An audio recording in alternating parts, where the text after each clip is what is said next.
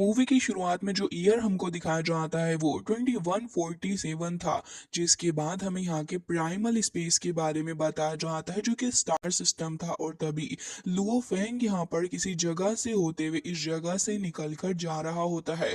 तभी हमें देखने के लिए मिलता है कि यहाँ पर एक खास तरीके का कॉन्टिनेंट हमें दिखाया जाता है। इस कॉन्टिनेंट का नाम शुएलुओ कॉन्टिनेंट है। ये जो वर्ल्ड है वो बॉर्न हुआ था प्रीमियल स्पेस के अर्ली डेज के अंदर, और यहाँ पर काफी पावरफुल चीजें भी हमें देखने के लिए मिलती हैं। ऐसा कहा जाता है कि हिस्ट्री के अंदर कॉस्मिक एम्पायर से भी ज्यादा ओल्डेस्ट है ये। जिसके बाद हम इस जगह के बारे में बताया जाता है कि शुएलुओ कॉन्टिनेंट के अंदर हर रोज ही ढेर सारे शुएलुओ वॉरियर्स मारे जाते हैं, क्योंकि इस जगह का माहौल ही ऐसा है।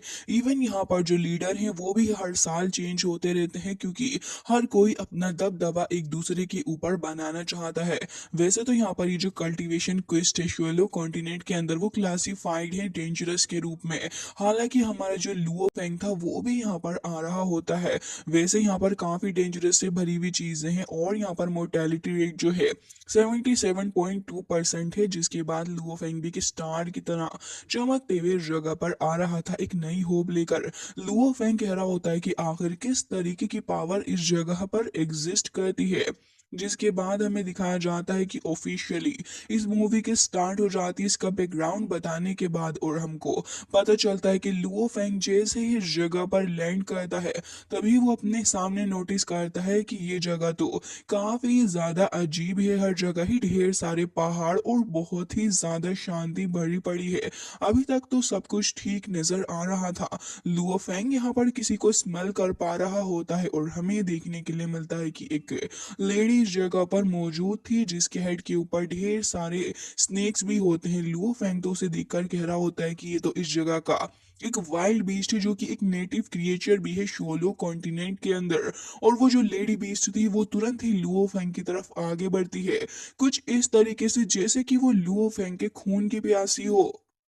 जिसके बाद हमें देखने के लिए मिलता है कि यहाँ पर वो तुरंत ही लुओ फेंग को आकर जकड़ लेती है, और अब लुओ फेंग के ऊपर अटैक करके उसको खत्म करने वाली थी। वो लुओ फेंग के ब्लड को सक कर जाती और पूरी की पूरी बॉडी को भी वो सोलो कर चुकी थी। जिसके बाद हंस रही होती है, लेकिन इतनी देर के अंदर उसके ऊपर कोई मल्टीपल अटैक्स करता है, और उसके बाद वो वहीं पर ब्लास्ट हो चुकी थी। जिसके बाद हमें देखने के लिए मिलता है कि ये तो अपना लुओ फेंग ही था, जो कि कह रहा होता है कि ऐसा लग रहा है कि वर्चुअल डिस्टिंग्विश जो है इसकी वजह से मुझे यहाँ पर बैटल के अंदर कोई भी अफेक्ट नहीं होया। जिसके बाद लुओ फेंग से यहाँ पर बबाता भी कह रही होती है कि जो भी हो, लेकिन यहाँ पर ये जो शुएलुओ वॉरियर्स होते हैं इनसे तुम्हें थोड़ा बच के ही रहना चाहिए, क्योंकि ये लोग खतरनाक भी है। जिसके बाद यहाँ पर लुओ फेंग से वो बता रही होती है कि लुओ फेंग तुम्हें पता है कि यहाँ के लोग तुम्हें एक एलियन समझेंगे तो ट्रबल कभी भी आ सकता है। जिसके बाद लुओ फेंग यहाँ पर स्क्रीन पर शुएलुओ वर्ल्ड की कल्टीवेशन क्वेस्ट को देखने लग जाता है, जिसके अंदर उसे 10,000 पॉइंट पर क्रिस्टल पे मिलने वाले थे। सेकंड क्वेस्ट के अंदर उसको यहाँ पर कुछ और पॉइंट्स मिलने वाले थे, ताकि वो यहाँ पर मौजूद शुएलुओ क्रिस्टल को भी ढूंढ सके। जिसके साथ ही लुओ फेंग कह रहा होता है कि अब हमें शुएलुओ क्रिस्टल को ढूंढना होगा। जिसके बाद वो आगे डायरेक्शन में बढ़ रहा था, तभी हमें दूसरी साइड का सीन दिखाया जाता है जहाँ पर एक काफी वाइल्ड बीस्ट को कुछ लोग मार रहे होते हैं। यहाँ हमें ना फैमिली का यंग मास्टर ना के दिखाया जाता है, जो कि प्लानिटरी लेवल के ऊपर था। तभी यहाँ पर उसके अंकल आकर उसको शाबाशी देते हैं उस बीस्ट को खत्म करने के लिए। जिसके बाद ये लोग भी यहाँ पर कुछ ऐसे ही बातचीत कर रहे थे, लेकिन तभी यहाँ पर एक काफी ज्यादा पावरफुल बीस्ट आ जाता है जो कि स्काई लेवल मैंग्रोव पे था, और यहाँ पर आके इनके ऊपर अटैक करने के लिए आगे आ रहा होता है। जिसके बाद उसके अंकल कह रहे होते हैं कि आखिर ये जो बीस्ट है वो हमारी टेरिटरी के अंदर क्या कर रहा है, और शायद से किसी के ऊपर हमला करने के लिए जा रहा है। और हमें दिखाया जाता है कि जो हमला करने के लिए बीस्ट आगे बढ़ रहा था वो लुओ फेंग के ऊपर ही हमला करने के लिए जा रहा होता है। लेकिन इतनी देर में इस यंग मास्टर नाके को देखते हैं, जो कि कह रहा होता है कि अंकल ले आप इसके बारे में परेशान ना हो, इस बंदे ने अपने गार्ड्स को एकदम ही डाउन कर रखा है। वो तुरंत ही अपनी पास में रखी हुई एक एरो से शूट करता है उस बीस्ट के ऊपर, और जैसे ही वो बीस्ट लुओ फेंग के ऊपर हमला करने वाला था, लुओ फेंग की नजरें भी उसी के ऊपर होती हैं। लेकिन यहाँ पर वो बीस्ट खत्म हो जाता है, लेकिन एक बार फिर से उठकर वो चिल्लाने लगा था, तो यहाँ पर यंग मास्टर नाके के सारे गार्ड्स वहां पर आके उसके ऊपर हमला करने लग जाते हैं और उस बीस्ट को वहीं पर खत्म कर देते हैं। जिसके बाद अंकल ले लुओ फेंग को इशारा भी करते हैं, जिसके बाद यहाँ पर वो ये कह रहे थे कि ये जो जगह है वो मैग्नो टेरिटरी है। और यहाँ पर मिस्टर नाकी भी कह रहा होता है कि अगर यहाँ पर मैंने एरो शूट ना किया होता तो यंग मैन शायद से तुम्हारी जान जा सकती थी। पपाता कह रही होती है कि वैसे लुओ फेंग वो जो बीस्ट था वो प्राइमरी स्टार लेवल बीस्ट था, तुम चाहते तो उसे कुछ ही सेकंड्स के अंदर खत्म कर सकते थे। जरा इस लड़के को देखो कितना ज्यादा खुश हो रहा है, और उसके बाकी सारे साथी भी उसकी तारीफ करते हैं कि उन्होंने इस बंदे को डेथ से बचा लिया है। तभी वो लड़का जो कि काफी काइंड हार्टेड नजर आ रहा था वो लुओ फेंग को अपना इंट्रो देता है और कहने लगा था कि मेरा नाम नाके है, आपका नाम क्या है। तभी लुओ फेंग कह रहा होता है कि मेरा नाम फेंग। जिसके बाद यहाँ पर वो ये कह रहा होता है कि अच्छा वैसे ब्रदर आपका आर्मर तो बहुत ही ज्यादा डिफरेंट है, ये तो बहुत ही अच्छा। और वो लुओ फेंग के आर्मर के ऊपर हिट करके भी देखता और कह रहा था, तो क्या आप कोई कल्टीवेटर हैं जो कि दूसरी जगह से आए हो। तभी लुओ फेंग यहाँ पर उसको हाँ बोल देता है, और तभी यहाँ पर आसपास खड़े हुए लोग भी देख रहे होते हैं कि यंग मास्टर कैसे इस अनजान बंदे से बात कर रहे हैं, ये तो सही नहीं रहेगा। लेकिन नाके तो कुछ ज्यादा ही इम्प्रेस हो चुका होता है लुओ फेंग का आर्मर देख के, और उसे कह रहा होता है कि तुम हमें ज्वाइन क्यों नहीं कर लेते, हम भी यहाँ से यांग यांग सिटी की तरफ ही जा रहे हैं, तो अगर तुम चाहो तो हमारे साथ ही चलो। जिसके बाद लुओ फेंग कह रहा होता है कि यांग यांग सिटी। तभी वो लोग बता रहे होते हैं कि असल में यांग यांग सिटी जो है उसे हार्ट कहा जाता है इस जगह का, और यहाँ पर मिलियंस ऑफ किलोमीटर्स वो दूर है। लेकिन तभी बबा तभी कह रही होती है कि हाँ ये इन्फॉर्मेशन परफेक्ट है लुओ फेंग, हो सकता है कि अगर हम उस जगह पर जाएं तो हमें कुछ क्लू मिल जाए, और वो भी काफी ज्यादा तेजी के साथ में, ये अच्छा रहेगा, हमें इनके साथ चलना चाहिए। तभी बबाता की बात मानते हुए लुओ फेंग डिसाइड कर लेता है कि वो भी इन लोगों के साथ ही जाएगा। अब लुओ फेंग जो था वो ज्यादा रिएक्ट नहीं कर रहा होता है, और यहाँ पर सीधे सीधे ही चल रहा था इन लोगों के साथ में। ये लोग भी अपने कारवां को लेकर आगे बढ़ रहे होते हैं, और यहाँ पर इनके पास में कुछ काफी ज्यादा ह्यूज बीस्ट भी थे। तभी यहाँ पर कुछ सैनिक आपस में बातें कर रहे थे और कह रहे होते हैं कि यंग मास्टर नाके जो है वो बहुत ही ज्यादा काइंड हार्टेड है, उन्होंने इस सिली बॉय को प्रोटेक्ट करने के लिए हमारे साथ ही शामिल कर लिया है। अगर यंग मास्टर की जगह पे हम होते तो हम तो इसके बारे में केयर भी नहीं करते कि ये यहाँ पर क्या कर रहा है। तभी यहाँ पर अंकल ले जो थे वो सभी को रोकने का इशारा करते हैं, तो सारे के सारे लोग कारवां से रुक चुके थे। और तभी उनमें से एक सोल्जर आगे बढ़ता है, और हमें दिखाया जाता है कि वो सोल्जर देखने लगा था कि आखिर यहाँ पर क्या हो रहा है। तभी वो काफी ज्यादा घबरा जाता है क्योंकि उसके ऊपर अटैक हो गया था, और तुरंत ही उसको एक बीस्ट खा जाता है। देखने के बाद तो सारे ही लोग झुंड में इकट्ठा हो चुके थे, और तभी वो अपने सामने देखते हैं कि यहाँ पर तो इनके सामने काफी ज्यादा खतरनाक और इनका एक पुराना दुश्मन खड़ा हुआ है। सिर्फ नाके ही नहीं बल्कि बाकी सारे गार्ड्स भी उन्हें देखकर डर जाते हैं, और साथ ही अंकल ले भी थोड़े घबराए हुए नजर आ रहे थे। तभी हमें दूसरी टीम का एक बंदा जिसका नाम फैंग था वो दिखाया जाता और कह रहा था कि मैंने एक्सपेक्ट नहीं किया था कि यंग मास्टर ना कि मुझे इस जगह पर मिल जाएंगे। अब मुझे लग रहा है कि अब आप टाउन के बाहर हैं, तो फिर क्यों ना यहाँ पर आपसे पुराना हिसाब बराबर कर लिया जाए, क्योंकि पिछले 6 महीने पहले तुमने मेरी किसी बात को डिसओबे किया था। ये सुनते ही यहाँ पर अंकल ले आगे आते हैं जान बचाने के लिए नाके की, और कह रहे थे कि हम लोगों की जो फैमिलीज हैं वो फ्रेंड्स ही हैं आपस में, तो भला आप क्यों ऐसा अटैक कर रहे हो। लुओ फैंग को इस बंदे की ये हरकत देख के काफी गुस्सा आता है कि ये जबरदस्ती ही यहाँ पर इस लड़के को परेशान कर रहा है और उसे मारने की भी धमकी दे रहा है, जिसके चलते वो यहाँ पर काफी गुस्से से इस लड़के को देख रहा था। लेकिन यहाँ पर ये जो बंदा फैंग था वो कह रहा होता है कि यूजलेस बातें मत करो, और तुरंत ही आगे बढ़ता है अपने हथियार का सहारा लेते हुए। वो तुरंत ही अटैक कर देता है अंकल ले के ऊपर। लेकिन लुओ फैंग को देखते हैं जो कि ये सब कुछ होते हुए देख रहा था। अभी लुओ फैंग रिएक्ट नहीं कर रहा होता, लेकिन जब वो देखता है कि अंकल ले इसके अटैक को बर्दाश्त नहीं कर पा रहे हैं, उनके मुंह से ब्लड आ रहा है, साथ ही ये देखकर नाके को भी काफी बुरा लगता है, तो वो तुरंत ही अपने एरो एंड बाव को निकाल लेता है और कह रहा था कि उन्हें जाने दो। साथ ही लुओ फैंग के सामने जो खड़े हुए सोल्जर्स थे वो भी आगे आते हैं, और यहाँ पर सारे के सारे इस बंदे फैंग से लड़ने के लिए तैयार हो रहे थे। लेकिन फिर भी यहाँ पर सभी को पता था कि वो इस लड़के फैंग को खत्म नहीं कर सकते, क्योंकि वो अल्टीमेट स्काई लेवल के ऊपर है। तभी लुओ फैंग कह रहा था कि अल्टीमेट स्काई लेवल, तभी यहाँ पर बबाता उसको एक्सप्लेन करती है और कह रही थी कि लुओफेंग, ये जो शेलोज पावर होती है वो इवेल्युएशन के हिसाब से आगे बढ़ती है, जैसे कि earth level, planet level, domain load level, और इसके अलावा कुछ और क्राइटेरियाज भी होते हैं, जैसे कि sky level, star level, world level, realm load level और अल्टीमेट स्काई लेवल। जिसके बाद लुओफेंग को आगे बताती है कि लुओफेंग ऐसे ही heaven level, universe level, immortal god और साथ ही इमोर्टल लेवल होता है। तभी लुओफेंग समझ जाता है कि यहाँ पर ये जो बंदा है वो इतना ज्यादा पावरफुल भी नहीं है, लेकिन ये जो लोग यहाँ पर खड़े हैं उनके कंपैरिजन में वो ज्यादा स्ट्रांग हो सकता है। तभी यहाँ पर वो बंदा अपना वेपन निकाल लेता है और अब नाके की तरफ को ही आगे बढ़ रहा था उस ब्लेड का इस्तेमाल करते हुए। उस ब्लेड को देख के तो नाके को भी पसीना आने लग जाता है और वो यहाँ पर गलती से एक अटैक को शूट कर ही देता है, लेकिन फैंग उसके उस अटैक को खत्म करता है और यहाँ पर अब आगे बढ़ रहा था। नाके को डर लग रहा होता है, फिर भी वो एक और एरो निकाल लेता है और यहाँ पर वो कह रहा होता है कि अंकल लेई को जाने दो। लेकिन तभी फैंग कहता है कि तुम्हें पता भी है कि तुम्हारे ये जो अंकल लेई है वो तुम्हारी टीम के अंदर सबसे ज्यादा स्ट्रॉन्गेस्ट है ना, लेकिन हम उनको भी कुछ ही सेकंड्स के अंदर खत्म कर सकते हैं। तभी वो कहता है अपने लोगों से कि नाके को पकड़ लो, अपने साथ लेके चलो और बाकी सारे जो लोग हैं इन सभी को खत्म कर डालो। तभी यहाँ पर ये सारे के सारे यही करते हैं और फैंग सभी को आदेश देता है कि इनके ऊपर हल्का हाथ बिल्कुल भी नहीं रखना। तभी बीस्ट भी आगे बढ़ते हैं और उसके सारे सोल्जर्स भी आगे बढ़ने लगे थे। ये देखने के बाद तो यहाँ पर लुओ फैंग को काफी ज्यादा गुस्सा आता है कि ये जो लोग हैं ये बहुत ही ज्यादा बुरे हैं और साथ ही अटैक पे अटैक करे जा रहे हैं, वो भी बिना बात के। लुओ फैंग गुस्सा हो जाता है और उसके बाद तुरंत ही वो अपनी एनर्जी को रिलीज करता है और जैसे ही लुओ फेंग अपनी स्पिरिट एनर्जी को रिलीज करता है तब यहाँ पर ये सारे के सारे कुछ ही सेकंड्स के अंदर खत्म हो चुके थे, जबकि जो वॉरियर्स होते हैं उनके मुंह से भी ब्लड आने लगा था, वो सभी घबरा जाते हैं।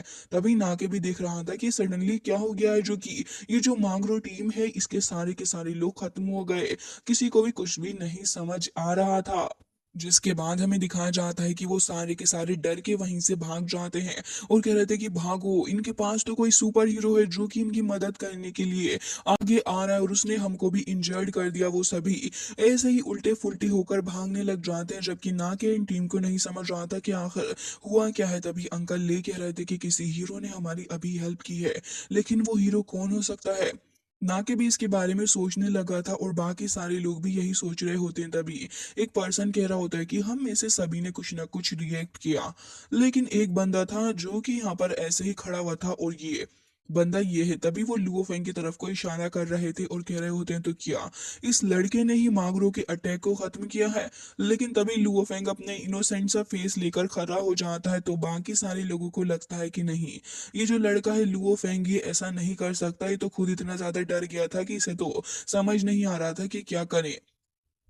तभी ले वहां पर लुओ फेंग के पास आता और उससे पूछ रहा था कि ब्रदर लुओ फेंग, आपको पता है कि क्या हुआ। तभी यहाँ पर लुओ फेंग कहता है कि नहीं, मुझे तो इसके बारे में कुछ भी नहीं पता। जो इसके बाद ले कह रहा होता है कि अफसोस, और फिर वो तुरंत ही वहां से चला जाता है। हालांकि मिस्टर ले जो होते हैं उन्हें अभी थोड़ा थोड़ा डाउट था लुओ फैंग के ऊपर।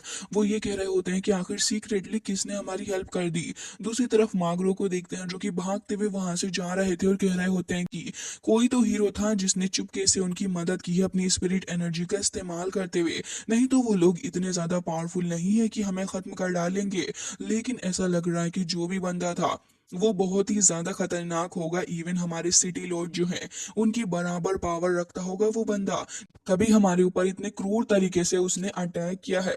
हालांकि अब फिलहाल क्या ही कर सकते हैं, वो तो फिलहाल वहां से चले ही जाते हैं। लेकिन तभी हमें देखने के लिए मिलता है कि यहाँ पर एक और आदमी था जो कि वहां पर खड़ा हुआ था और वो देख रहा होता है कि जो मागरो है ये यहाँ से भागते हुए काफी तेजी के साथ में आगे बढ़ रहे हैं और ऐसा लग रहा है कि मागरो का वक्त भी आ चुका है बहुत ही जल्दी। और जैसे ही इनका कारवां थोड़ा और आगे जाता है तब इनके सामने कुछ वॉरियर खड़े हुए होते हैं और वो वॉरियर बहुत ही ज्यादा खतरनाक लग रहे थे। तभी उनमें से एक कहता है कि चलो अब शुरू हो जाओ। तो धीरे धीरे करके ढेर सारे वॉरियर्स वहां पहाड़ी के ऊपर से जंप लगाकर नीचे को ही आ जाते हैं और मागरो जो थे वो इन्हें देखकर डर गए थे और कह रहे होते हैं कि ये तो दी 13 एक्सिस है। जिसके बाद यहाँ पर उनका जो लीडर था वो आगे बढ़ता है, धीरे धीरे वो इन सभी की तरफ को आ रहा था। उसे देखकर तो बीस्ट और साथ ही इनकी टीम के सारे ही लोग भी डर जाते हैं कि आखिर ये है क्या। तभी उसके पास में जो रखा हुआ वेपन था वो काफी तेजी के साथ उसका इस्तेमाल करता है, वो उसे थ्रो करता है। तो यहाँ पर फैंग को वो ऑलमोस्ट हिट होते होते बच जाता है, लेकिन तभी ढेर सारे एक्सिस वहां पर आ जाते हैं और वो अपने इन्हीं वेपन का इस्तेमाल करके उनके सारे ही लोगों को खत्म कर डालता है। इवन बस उनमें से कुछ ही लोग बचे थे जो कि गिनती के थे। तो वो कह रहा होता है कि मैंने तुम्हारे सारे लोगों को खत्म कर दिया है और अब मैं तुमसे ये चाहता हूँ कि तुम्हारे पास में वो जो आर्मर है वो तुम मेरे हवाले कर दो जो कि तुमने एंशियंट गॉड्स रूइन में से ढूंढा था। तो उसके बाद ही शायद से मैं तुम्हारी जान को बख्श सकता हूँ। ये देखने के बाद तो फैंग बहुत ज्यादा सहम जाता और उसके बचे कुछ आदमी भी यही कह रहे थे कि हमारे पास अभी वो आर्मर मौजूद नहीं है, लेकिन इसके अलावा हमारे पास में कुछ और बहुत ही ज्यादा वैल्यूबल आइटम्स है जिन्हें आप चाहे तो रख सकते हैं। प्लीज इनको ले लें और हमारी जान बख्श दे।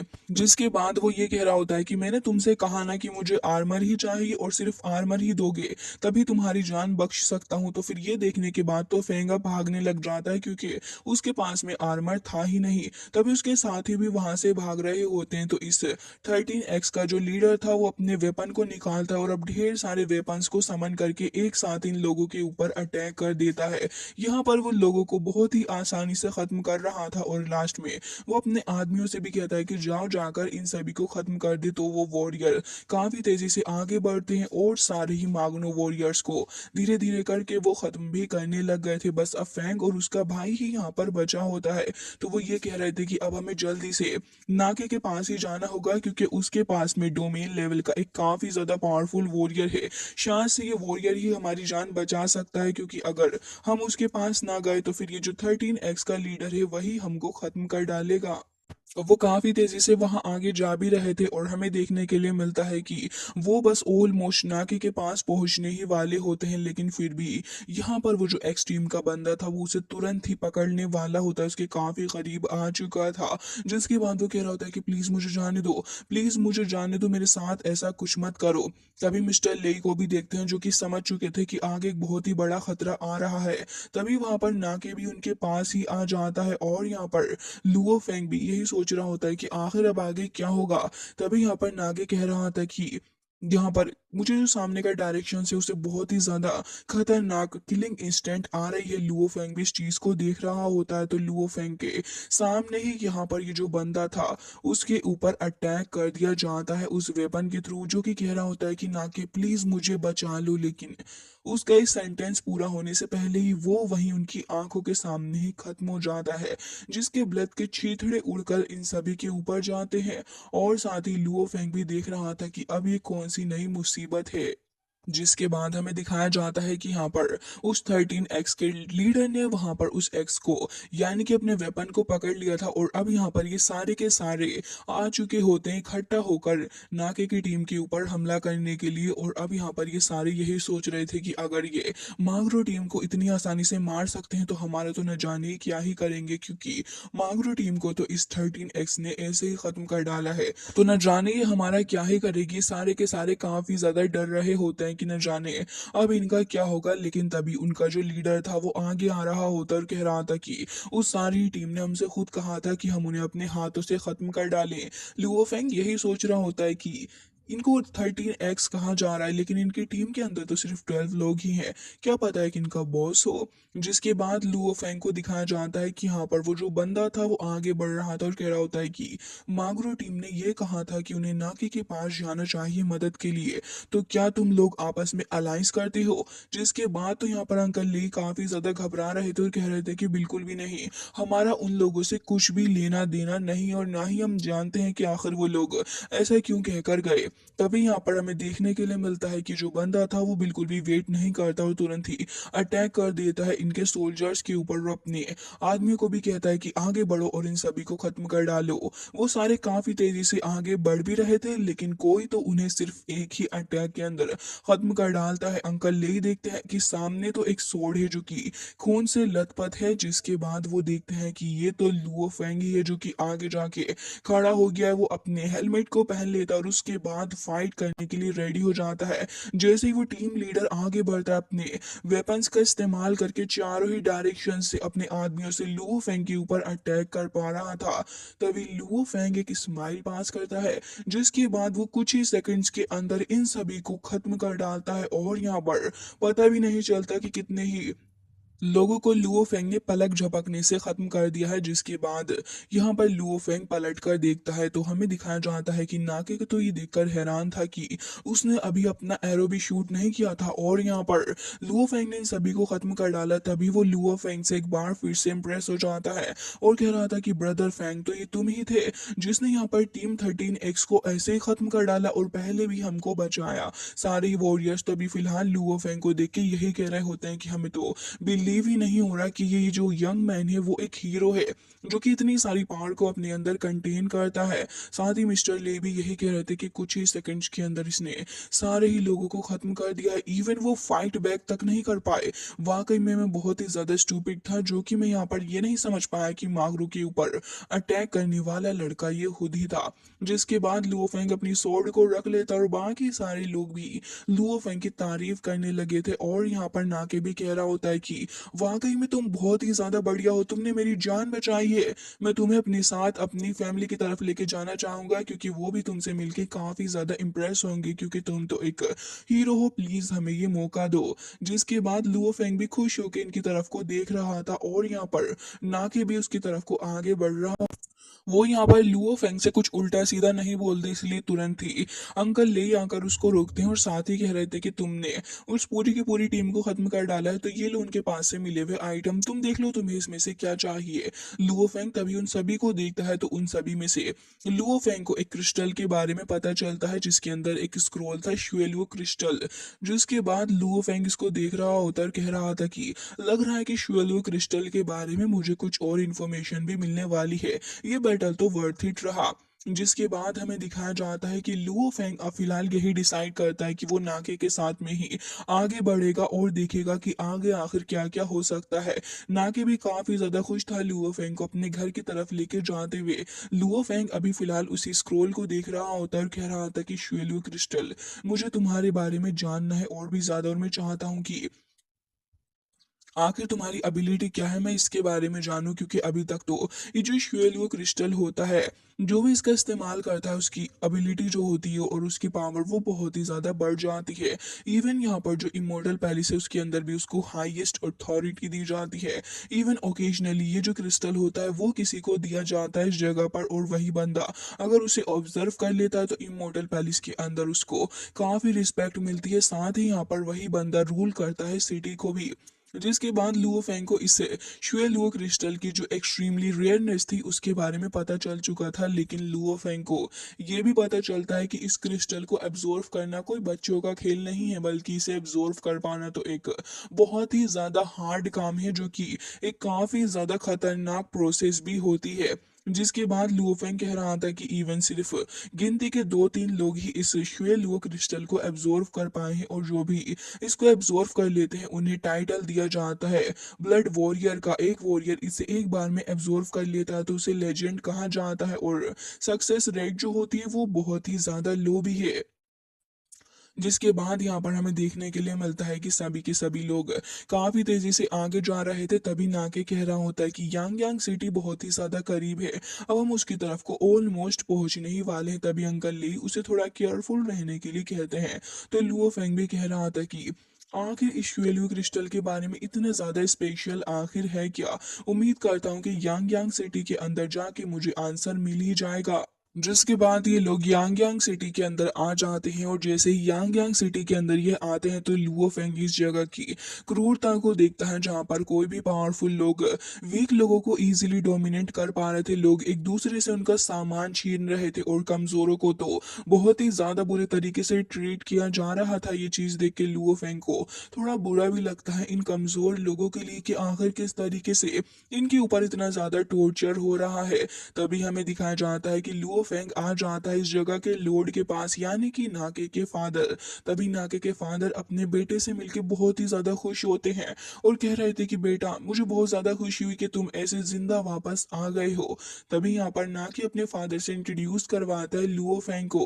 तो वो कह रहे होते हैं कि मैं नाके का फादर हूँ, मेरा नाम नाबू है और हेड भी हूँ इस फैमिली का। मुझे तुमसे मिलके बहुत ही ज्यादा खुशी हुई है और साथ ही मैं बहुत ही ज्यादा ग्रेटफुल हूँ कि तुमने मेरी बेटे की जान भी बचाई। तभी लुओ फेंग कह रहा होता है कि ऐसा कुछ भी जरूरत नहीं है। साथ ही वो लुओ फेंग के इतने स्वीट जेस्टर को देख के बहुत ज्यादा खुश थे। लुओ फेंग को इनवाइट करते हैं खाने पे और कह रहे थे कि आप हमें अपने बारे में कुछ बताओ। तभी लुओ फेंग कह रहा होता है कि वैसे वो जो आर्मर था जिसके बारे में वो लोग बात कर रहे थे कि आखिर वो था क्या। तभी वो कह रहे होते हैं कि तुम्हें उसके बारे में कैसे पता। साथ ही नाके भी कह रहा होता है कि तुम्हें सच में उसके बारे में नहीं पता। बबाता कहती है कि लुओ फेंग अब तुम एक्सपोज होने वाले हो। तभी यहाँ पर वो लोग समझ जाते हैं कि लुओ फेंग को उस आर्मर के बारे में पता ही नहीं है।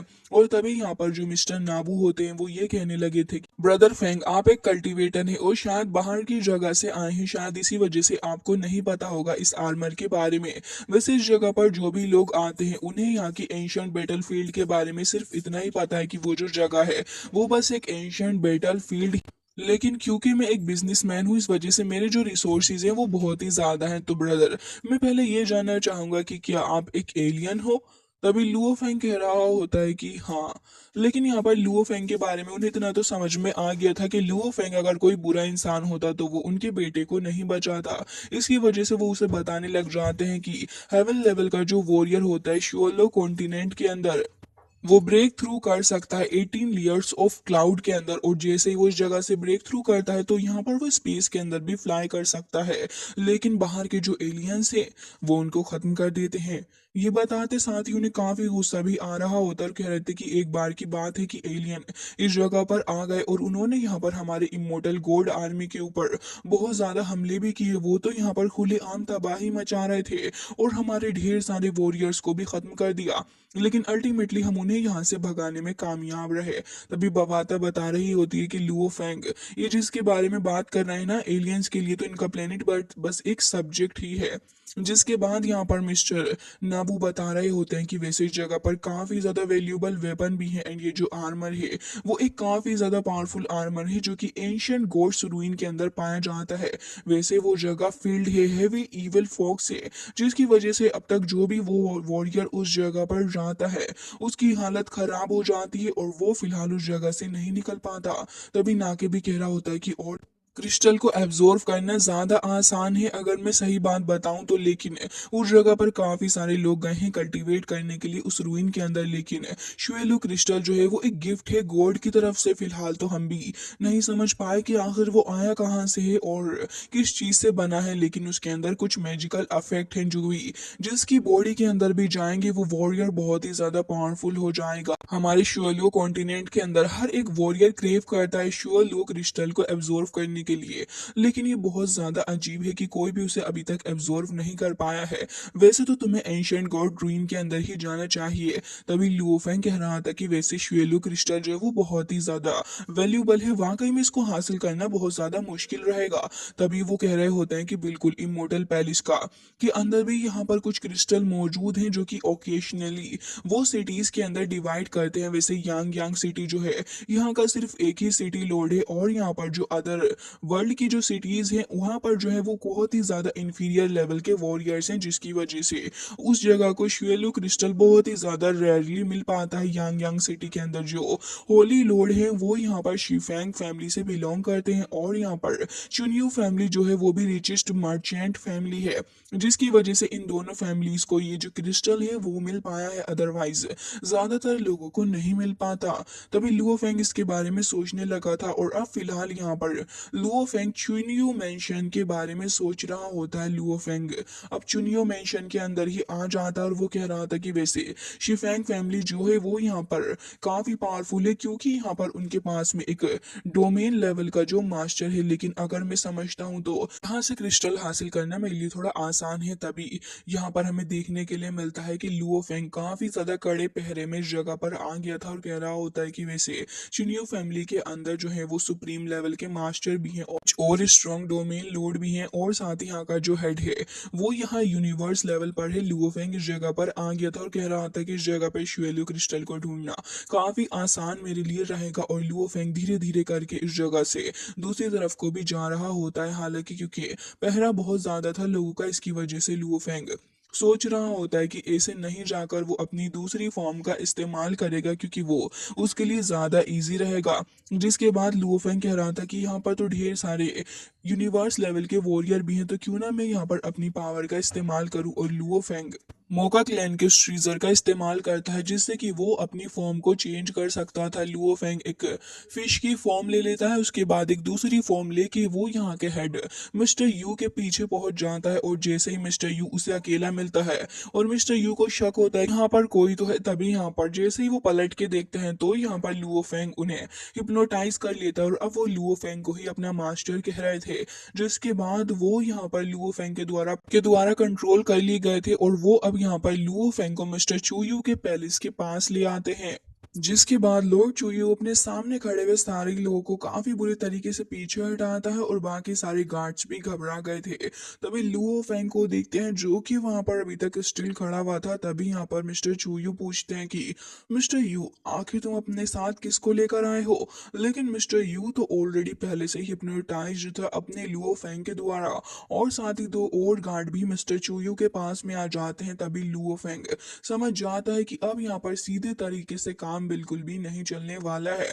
तो वो तुरंत ही यहाँ पर कह रहा था कि मुझे डर है कि मैं एक्सपोज होने वाला हूँ और अब यहाँ पर मुझे एक्शन लेना ही होगा। लुओ फेंग तुरंत ही अपनी पावर को रिलीज करता है और आसपास मौजूद लोगों के ऊपर धीरे से अटैक कर देता है। और ये अटैक करने के बाद यहाँ पर उसकी स्पीड को देखने के बाद लुओ फेंग ने 300 पर्सनल गार्ड को ऐसे ही यहाँ पर अटैक कर दिया था। हालांकि इसके अंदर 9 यूनिवर्स लेवल के शेडो गार्ड्स भी थे जो कि प्रोटेक्ट कर रहे थे मिस्टर चूयू को। लेकिन फिर भी यहाँ पर लुओ फेंग कह रहा होता है कि अनफॉर्चुनेटली इसके बावजूद भी तुम मेरा कोई मैच नहीं हो। इवन यहाँ पर लुओ फेंग ने इन सारे गार्ड्स को इस तरीके से हिप्नोटाइज कर दिया था कि वो खुद ही खुद की जान ले रहे होते हैं। मिस्टर चूयू अपने सामने देखता है कि सारे गार्ड्स ने क्या कर लिया है। तभी लुओ फेंग काफी तेजी से आगे बढ़ता है और हमें देखने के लिए मिलता है कि अगले ही पल यहाँ पर लुओ फेंग ने मिस्टर चूयू के ऊपर एक बहुत ज्यादा स्ट्रॉन्ग अटैक कर दिया था। तभी हमें रूम के अंदर एक और मास्टर दिखाए जाते हैं जिन्हें इसके बारे में अंदाजा हो जाता है कि आखिर लुओ फेंग यहाँ पर क्या कर रहा है। तभी हमें पता चलता है कि इस मास्टर का नाम चूयू ताओ है। जिसके बाद यहाँ पर ये जो मास्टर चुन्यू ताओ थे वो तुरंत ही पहुंच जाते हैं बाहर की तरफ को देखने के लिए। तभी लुओ फेंग जो था उसने यहाँ पर सब कुछ खत्म कर दिया था। और जैसे ही यहाँ पर ये मास्टर चुन्यू ताओ वहां पर आते हैं तभी उन्होंने मिस्टर यू को पकड़ लिया था और उससे पूछ रहे होते हैं कि बताओ मुझे आखिर वो कौन था। लेकिन यहाँ पर वो वेल ऑलरेडी कंट्रोल्ड होते हैं लुओ फेंग के द्वारा, तो वो कुछ भी नहीं बताते, जिसकी वजह से मास्टर चुनियो ताओ तुरंत ही यहाँ पर उस बंदे को खत्म करते हैं। और बाकी सारे जो गार्ड्स थे उनकी ऑलरेडी हालत खराब हो चुकी थी। कुछ और लोग भी यहाँ पर आ जाते हैं सुप्रीम मास्टर को देख के। और अब सुप्रीम मास्टर ताओ सभी से कहता है कि आखिर आज यहाँ पर हुआ क्या था। लेकिन किसी भी गार्ड को कुछ नहीं पता होता, क्योंकि ऑलरेडी जिन भी गार्ड्स को इसके बारे में पता था लुओ फेंग ने उन सभी को ऑलरेडी खत्म कर डाला था। अब यहाँ पर बाकी सारे गार्ड्स भी काफी परेशान होते हैं, क्योंकि अगर वो मास्टर ताओ को सच्चाई नहीं बताएंगे तो फिर इससे तो यहाँ पर मास्टर ताओ उनको ही खत्म कर डालेंगे। तभी यहाँ पर मास्टर ताओ कह रहे होते हैं कि तुम आगे आओ, और वो तुरंत ही एक गार्ड को पकड़ लेते हैं उसकी नेक से और फिर उससे पूछने लगे थे कि मुझे बताओ कि आखिर क्या हुआ है। तभी वो काफी ज्यादा डर रहा था और कह रहा होता है कि मुझे तो बस इतना ही याद है कि मिस्टर यू एक आदमी को अपने साथ लेकर आए थे और उसने एक ब्लैक रोब पहन रखा था। जिसके बाद यहाँ पर मिस्टर ताओ और भी ज्यादा भड़क जाते हैं और वो तुरंत ही उस बंदे को सभी गार्ड्स के सामने खत्म कर देते हैं और कह रहे थे कि यहाँ से चले जाओ और मेरे लिए ढूंढ कर लेके आओ उस पर्सन को, और वो जिंदा नहीं बचना चाहिए। मैं चाहता हूँ कि यहाँ पर तुम उसे जल्द से जल्द ढूंढ लो। तभी यहाँ पर वो लोग ये कह रहे थे कि मास्टर हमारे ऊपर मर्सी शो करें, हम उसे ढूंढ लेंगे। उस पर्सन का फेस थोड़ा ब्लर था जिसकी वजह से हम उसे देख नहीं पाए। तभी यहाँ पर वो ये कहने लग जाते हैं कि अच्छा, और वो खुद भी ये सोच रहे थे कि इस पर्सन की जो स्पिरिट एनर्जी है वो बहुत ही ज्यादा पावरफुल है, जिसकी वजह से उसने आसपास के लोगों को काफी आराम से कंट्रोल कर लिया था। और अब वो कह रहे होते हैं आओ जाके यांग यांग सिटी के अंदर फैल जाओ और हर किसी से पूछो कि आखिर वो पर्सन कहाँ है, क्योंकि अब उसे मेरे हाथों से खत्म होना होगा। तभी लुओ फेंग को देखते हैं जो कि तुरंत ही यहाँ पर इस बंदे को पकड़ के ले आया था। मास्टर चुनियों के पास में जो स्पेस रखा हुआ होता है वो तुरंत ही उससे छीन लेता है और यहाँ पर वो कह रहा होता है कि आखिर तुम क्या कर रहे हो, मुझे जाने दो। तभी यहाँ पर लुओ फेंग अब यहाँ पर इसी स्पेस बेंगल को देख रहा होता और कह रहा था कि बताओ तुम्हारे पास कितने क्रिस्टल हैं। तभी वो काफी ज्यादा घबरा जाता है, लेकिन अब जब लुओ फेंग उसको कंट्रोल कर लेता है तब यहाँ पर हमें दिखाया जाता है कि लुओ फेंग अब उससे पूछने लगा था और अब वो लुओ फेंग को अपना मास्टर समझने लग जाता है और कह रहा था कि जो हमारे सुप्रीम मास्टर हैं उनके पास में सिर्फ एक ही है और यहाँ पर वो उसे अभी तक एब्जॉर्ब भी नहीं कर पाए हैं, वरना तो जो उनकी पावर है शिफेंग शियोंग जो है वो भी इसको रेसिस्ट नहीं कर सकता और उसके बाद वो सिटी लॉर्ड भी बन जाएंगे। हालांकि शिफेंग शियोंग जो है वो उनका एक लूजर ब्रदर है और साथ ही शिफेंग जैन के पास में भी एक और क्रिस्टल मौजूद है। एक बार उसने मुझे दिखाया भी था जब हम लोग बैठे हुए आपस में बातें कर रहे थे। शियोलियो क्रिस्टल बहुत ही ज्यादा प्रीशियस है, इसकी वजह से यहाँ पर उन्होंने अपने ब्रदर को बस एक दिया है। जिसके बाद यहाँ पर लुओ फेंग कह रहा होता है कि ठीक है, जिसके बाद वो उसके माइंड को कंट्रोल करता है और कह रहा था कि ठीक है, मुझे शिफेंग जैन से ही सबसे पहले स्टार्ट करना होगा। और लुओ फेंग उसको वहीं पर अपने पास में रख लेता है। जिसके बाद हमें वापस से उसी कॉन्टिनेंट का सीन दिखाया जाता है जहां पर जो वॉरियर्स थे वो ब्लड ड्रिंक कर रहे होते हैं, जहां पर हमें वो दोनों ही भाई दिखाए जाते हैं जिसका नाम शिफेंग जैन और साथ ही शिफेंग शियोंग था। तभी शिफेंग शियोंग को देखते हैं जो कि अपने भाई को देख के कह रहा होता है कि आखिर ओल्ड मैन चुनियो ताओ को क्या हो गया है, वो इतने ज्यादा परेशान क्यों लग रहे हैं। तभी यहाँ पर वो जो बंदा था जिसने ये सब कुछ देख लिया था वो आस पास देख रहा होता है। तभी दोनों ही ब्रदर्स कह रहे होते हैं कि पहली बार वो इतना ज्यादा पिस्ड ऑफ हुए हैं किसी चीज से, इससे पहले तो हमने उन्हें कभी भी ऐसा करते हुए नहीं देखा। तभी इसके बाद वो कह रहा होता है कि लग रहा है कि ये मामला क्रिस्टल से रिलेटेड है और कह रहा होता है कि आखिर तुम कब उसे एब्जॉर्व करोगे और सिटी लॉर्ड बनोगे। दूसरी तरफ सिटी का सीन दिखाया जाता है जहां पर हर तरफ ही काफी ज्यादा क्रुएलिटी मची पड़ी थी, क्योंकि मास्टर के ऑर्डर के अनुसार इन्हें हर एक लोगों से पूछना था। इस वजह से गार्ड काफी ज्यादा फ्रस्ट्रेटेड थे और डरे हुए भी थे, क्योंकि अगर वो जल्द से जल्द इसके बारे में मास्टर को रिपोर्ट नहीं करते हैं तो उनकी जान भी बहुत ही आसानी से चली जाएगी। जिसके बाद ये दोनों ही भाई आपस में बातें कर रहे थे और कह रहे थे कि उस रात मुझे पता है कि कोई स्पेशल एनवी वहां पर आया है और साथ ही यहाँ पर मुझे लग रहा है कि इमोर्टल पैलेस से भी यहाँ पर कुछ ना कुछ होने वाला है और मैं समझता हूँ कि एक बहुत ही बड़ा ट्रबल यहाँ पर होएगा। कह रहा होता है कि जैन तुम यहीं रुको और आसपास की चीजों को हैंडल कर लेना, मैं यहाँ से जा रहा हूँ। तभी जैन यहाँ पर कह रहा होता है कि ठीक है तुम चले जाओ। अब अगले दिन का सीन दिखाया जाता है जहाँ पर लोग आपस में इसके बारे में ही बात कर रहे थे और कह रहे थे कि चिन्यू फैमिली के अंदर कुछ तो काफी ज्यादा स्ट्रेंज हुआ है। ऐसा लग रहा है कि यहाँ पर कोई तो ऐसा पर्सन है जो कि उस क्रिस्टल को हासिल करने के चक्कर में काफी ज्यादा बड़ा ट्रबल क्रिएट करने वाला है। और यहाँ पर शिफैंग फैमिली जो है उन्होंने तो ऑलरेडी अपने लोगों को लगा दिया है काम पर। यहाँ से ढेर सारे लोग भागते हुए जा रहे होते हैं और हमें देखने के लिए मिलता है कि एक बीस्ट के ऊपर सवार होके यहाँ पर कुछ तो लोग आगे जा रहे थे। तभी ये सारे के सारे लोग यही कह रहे होते हैं कि हमें तो बिलीव नहीं हो रहा कि ये चुनिए चोंग है, उसको किडनैप कर लिया गया है। आखिर किसने उसको किडनैप किया होगा, आखिर कौन ऐसा हो सकता है। ये सारे के सारे लुओ फेंग के बारे में ही बातें कर रहे थे। तभी लुओ फेंग नोटिस करता है कि इस बीस्ट के ऊपर जो बंदा बैठा हुआ है वो टीयर 9 के यूनिवर्स लेवल पे है और बाकी सारे लोग यहाँ पर उससे काफी ज्यादा डर रहे हैं। तभी यहाँ पर वो बंदा ड्रिंक करता हुआ जा रहा था और साथ ही वो बहुत ज्यादा खुश भी होता है। वो अपने जर्नल से कह रहा होता है कि वो बंदा चुनियो चोंग को खत्म करने के बाद शायद यहाँ से चला गया है, लेकिन तभी वो जो उस बीस्ट के ऊपर बैठा हुआ बंदा था वो उसे खत्म कर देता है और साथ ही आसपास खड़े हुए लोगों में से वो किसी को चुन रहा था। तभी लुओ फेंग के ऊपर उसकी नजर पड़ जाती है और कह रहा था कि मैंने इसको पहले कभी नहीं देखा, ये पावरफुल भी लगता है, इसको पकड़ लो। जिसके बाद वो ढेर सारे लोगों को ऐसे ही पकड़ के लेके जा रहे होते हैं। लुओ फेंग को भी पकड़ लिया जाता है। लुओ फेंग जानबूझकर अरेस्ट होकर इसके पीछे ही जा रहा था देखने के लिए कि आखिर यहाँ पर और क्या क्या हो सकता है।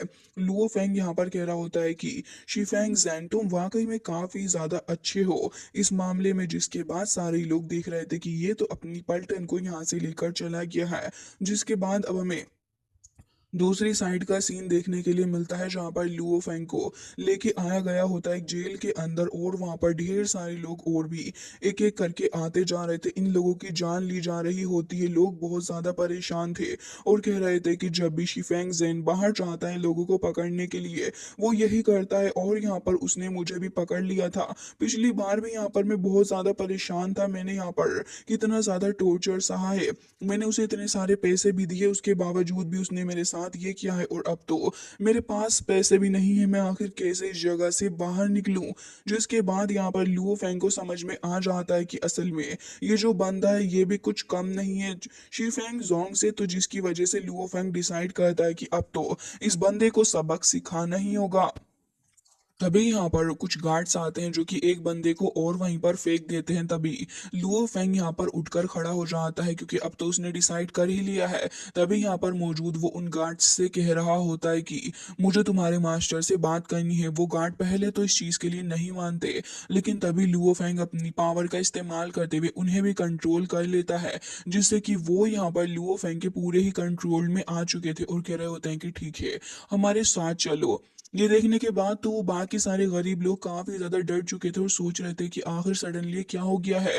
हालांकि तभी हमें देखने के लिए मिलता है कि यहाँ पर ये जो बंदा शिफेंग जैन होता है वो यहाँ पर पता कर लेता है कि लुओ फेंग आ रहा है। वो जैसे ही पलटता है लुओ फेंग उसको बहुत बुरे तरीके से हिट कर देता है वॉल के अंदर और सोड लेके लुओ फेंग उसके पास ही चला गया था। जिसके बाद कह रहा होता है कि जनरल शिफेंग आखिर आप कैसे हैं। तभी वो कह रहा होता है तो क्या तुमने ही शिफेंग चोंग को किडनैप किया है, प्लीज मुझे मत मारो, मैं तुम्हारी बातें मानने के लिए तैयार हूँ, बताओ तुम्हें क्या चाहिए।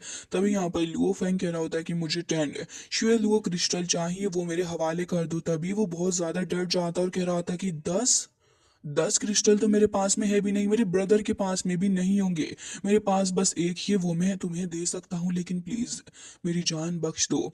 लेकिन तभी लुओ फेंग कह रहा होता है कि मैंने कहा ना कि मुझे 10 क्रिस्टल्स चाहिए। तभी वो डर जाता और कह रहा था कि ठीक है मैं तुम्हें दे रहा हूँ, अपने ब्रदर को बुला लेता हूँ। और तभी काफी जोर से चिल्लाता है कि ब्रदर यहाँ जाओ। लेकिन उसके चिल्लाने का भी कुछ भी फायदा नहीं था क्योंकि यहाँ पर लुओ फेंग उसके सामने ही खड़ा था और उसने एक बैरियर लगा दिया होता है, जिसकी वजह से उसकी आवाज उस बैरियर से बाहर ही नहीं जा पाती। और अब लुओ फेंग को उसकी इस हरकत पे बहुत ज्यादा गुस्सा आता है। वो तुरंत ही उसको उसकी नेक से पकड़ लेता है। हालांकि वो काफी स्ट्रगल कर रहा था, लेकिन लुओ फेंग उसे पलक झपकते ही बहुत ही ज्यादा क्रुएलिटी के साथ में वहीं पर खत्म कर देता है। जिसके बाद लुओ फेंग यहाँ पर तलाश करता है कि आखिर उसे उसके पास से क्रिस्टल मिलेंगे या नहीं। तभी उसे वो ब्रेसलेट मिल जाता है जिसे लुओ फेंग अपने पास में रखता है और देखने लगा था कि यहाँ तो इसके अंदर से कोई क्रिस्टल निकला ही नहीं है। तभी लुओ फेंग कह रहा था कि मुझे उस स्टोन को देखना चाहिए। तभी वो रखे हुए उस स्टोन को उठाकर देखता है तो उसके अंदर से उसे श्योर लुओ क्रिस्टल दिख जाता है। जिसके बाद लुओ फेंग काफी खुश था और उस क्रिस्टल को देख रहा होता है जो कि आसपास की एनर्जी को इकट्ठा करने लगा था और अब वो यहाँ पर कभी भी एक्सपोर्ट हो सकता था। तभी लुओ फेंग कह रहा होता है कि ऐसा लग रहा है कि इसके अंदर की एनर्जी कभी भी बर्स्ट कर सकती है, तो मुझे यहाँ पर इसे जल्द से जल्द एब्जॉर्व कर लेना चाहिए। जिसके बाद लुओ फेंग इसका फर्स्ट लेवल पूरा करने में कामयाब हो जाएगा और कह रहा होता है कि मेरा फर्स्ट क्वेस्ट कंप्लीट हो गया है और अब यहाँ पर किसी को नहीं पता चलेगा कि शिफेंग जैंग किस तरीके से डेड हुआ। जिसके बाद हमें देखने के लिए मिलता है कि लुओ फेंग अब फिलहाल यहाँ से जाने के लिए एकदम ही रेडी था। इससे पहले यहाँ पर मौजूद सारे ही कैदियों को लुओ फेंग यहाँ से आजाद कर देता है क्योंकि वो बेचारे बहुत ज्यादा स्ट्रगल इस जगह पर कर रहे थे। वो तो तभी वहां से उठकर भाग जाते हैं अपने साथियों के साथ में। लुओ फेंग जो कि अब काफी ज्यादा हाई पर आ चुका था स्काई के, वो कह रहा होता है कि अब मुझे इसे एब्जॉर्व सॉल्व कर लेना चाहिए। वो तुरंत ही अपने हाथ में एक कट लगाता है, जिसके बाद उस कट के साथ में जाके वो शुए लुओ क्रिस्टल जो था वो मर्ज हो रहा था, उसकी बॉडी के अंदर चला गया था। धीरे धीरे करके लुओ फेंग के फेस के ऊपर हमें कुछ अजीब से न्यू सिंबल्स भी देखने के लिए मिलते हैं। जैसे ये एनर्जी लुओ फेंग की बॉडी के अंदर पूरे तरीके से ऐड होकर उसके डीएनए के साथ मर्ज होती है, तभी लुओ फेंग चिल्लाता है, क्योंकि वो अनलिमिटेड पेन को एक्सपीरियंस कर रहा था। जिसके बाद हमें देखने के लिए मिलता है कि दो वॉरियर्स थे जो कि यहाँ पर किसी के पास आए थे, और वो तभी कह रहे होते हैं कि जो चुनियो फैमिली की प्रॉब्लम है हमें इसे सोल्व करना होगा। शिफैंग जैन का जो भाई था वो कह रहा होता है कि अगर इमॉर्टल पैलेस ऐसा करना चाहता है तो भला हम इसे कैसे रोक सकते हैं। ऐसा करने के लिए आपको इन्वेस्टिगेट करना है तो आप जाएं। तभी वो दोनों ही बंदे वहां से चले जाते हैं। जैसे ही वो वॉरियर वहां से निकल के जाते हैं, तभी शिफैंग के भाई को देखते हैं जो कि कह रहा होता है कि अच्छा हुआ कि मैं यहाँ पर इनके बीच में इंटरफेयर नहीं कर रहा हूँ। इस यांग यांग सिटी के अंदर जो होने वाला है वो फिलहाल किसी को नहीं पता।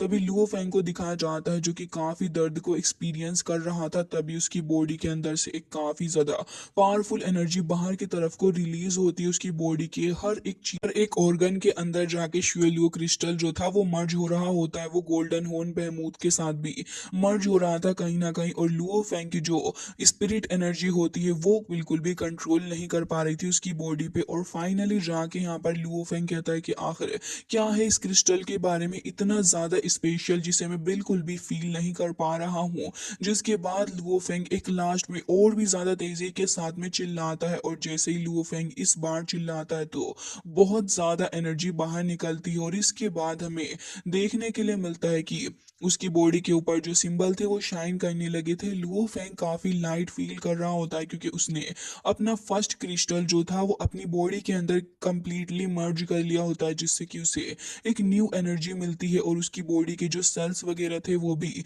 पूरे तरीके से चेंज हो चुके होते हैं, जिससे कि अब लुओ फेंग अल्टीमेट पावर को हासिल कर चुका था, और उसकी जो बॉडी होती है वो भी चेंज हो चुकी थी। जिसकी वजह से हमें देखने के लिए मिलता है कि यहाँ पर लुओ फेंग अब और भी ज्यादा डैशिंग नजर आ रहा था। वो अपनी स्वॉर्ड को निकालता है और अब चेक करने लगा था कि आखिर उसे अब कितनी पावर मिल गई है। जिसके बाद हमें देखने के लिए मिलता है कि लुओ फेंग जो था वो अपनी पावर को टेस्ट करके देखने लगा होता है कि आखिर वो कितना ज्यादा इंप्रूव हुआ है। और ये चीज देखकर लुओ फेंग खुद भी शॉक्ड हो जाता है कि उसकी पावर सिर्फ एक शियोलोंग क्रिस्टल को कंज्यूम करने से इतनी ज्यादा कैसे बढ़ गई है। और यहाँ पर लुओ फेंग काफी इम्प्रेस्ड भी था इस क्रिस्टल के कमाल को देखकर। लेकिन अब लुओ फेंग कह रहा होता है कि मेरी बॉडी बहुत ही ज्यादा अच्छा परफॉर्म कर रही है, और मुझे लग रहा है कि अब यहाँ पर मेरी बॉडी जो है वो 20 to 30% इम्प्रूव भी हो गई है इस शुएलुओ क्रिस्टल को कंज्यूम करने के बाद। तो अब मुझे ऐसा लग रहा है कि अब जो नेक्स्ट नंबर आने वाला है वो शिफेंग शियोंग का है। जिसके बाद लुओ फेंग शिफेंग शियोंग को भी खत्म करने के लिए वहां से निकल जाता है। दूसरी तरफ शिफेंग शियोंग को देखते हैं जो कि फिलहाल बैठा हुआ था, और इन सारी चीजों से वो काफी डिस्टर्ब्ड भी हो गया होता है कि रिसेंटली इतनी सारी चीजें यहाँ पर चल रही हैं। तभी यहाँ पर हमें देखने के लिए मिलता है कि उससे कुछ अजीब सा फील होता है, और उसके इंटेंशन एकदम ही सही थी। वो नोटिस करता है कि यहाँ पर तो लुओ फेंग है, और जैसे ही वो ऊपर की तरफ को देखता है तो लुओ फेंग तो झटके से एकदम वहां पर आ गया था और उसके ऊपर अटैक भी कर देता है। वो तभी अपनी दोनों ही एक्स को निकाल लेता है लुओ फेंग के ऊपर अटैक करने के लिए। जिसके बाद हमें देखने के लिए मिलता है कि यहाँ पर लुओ फेंग जो था वो बहुत ही ज्यादा पावरफुल वॉरियर बन चुका होता है, और अब यहाँ पर लुओ फेंग भी एक अटैक के अंदर ही इस बंदे शियोंग की हालत खराब कर रहा होता है। लेकिन शियोंग भी कुछ कम नहीं था, वो भी स्ट्रॉन्ग वॉरियर होता है, और जब वो एक अटैक करता है तो बहुत ही ज्यादा अमाउंट में यहाँ पर लाइटनिंग रिलीज होती है। इसे देखने के बाद तो वो मास्टर और सिटी के बाकी सारे लोग भी हैरान थे।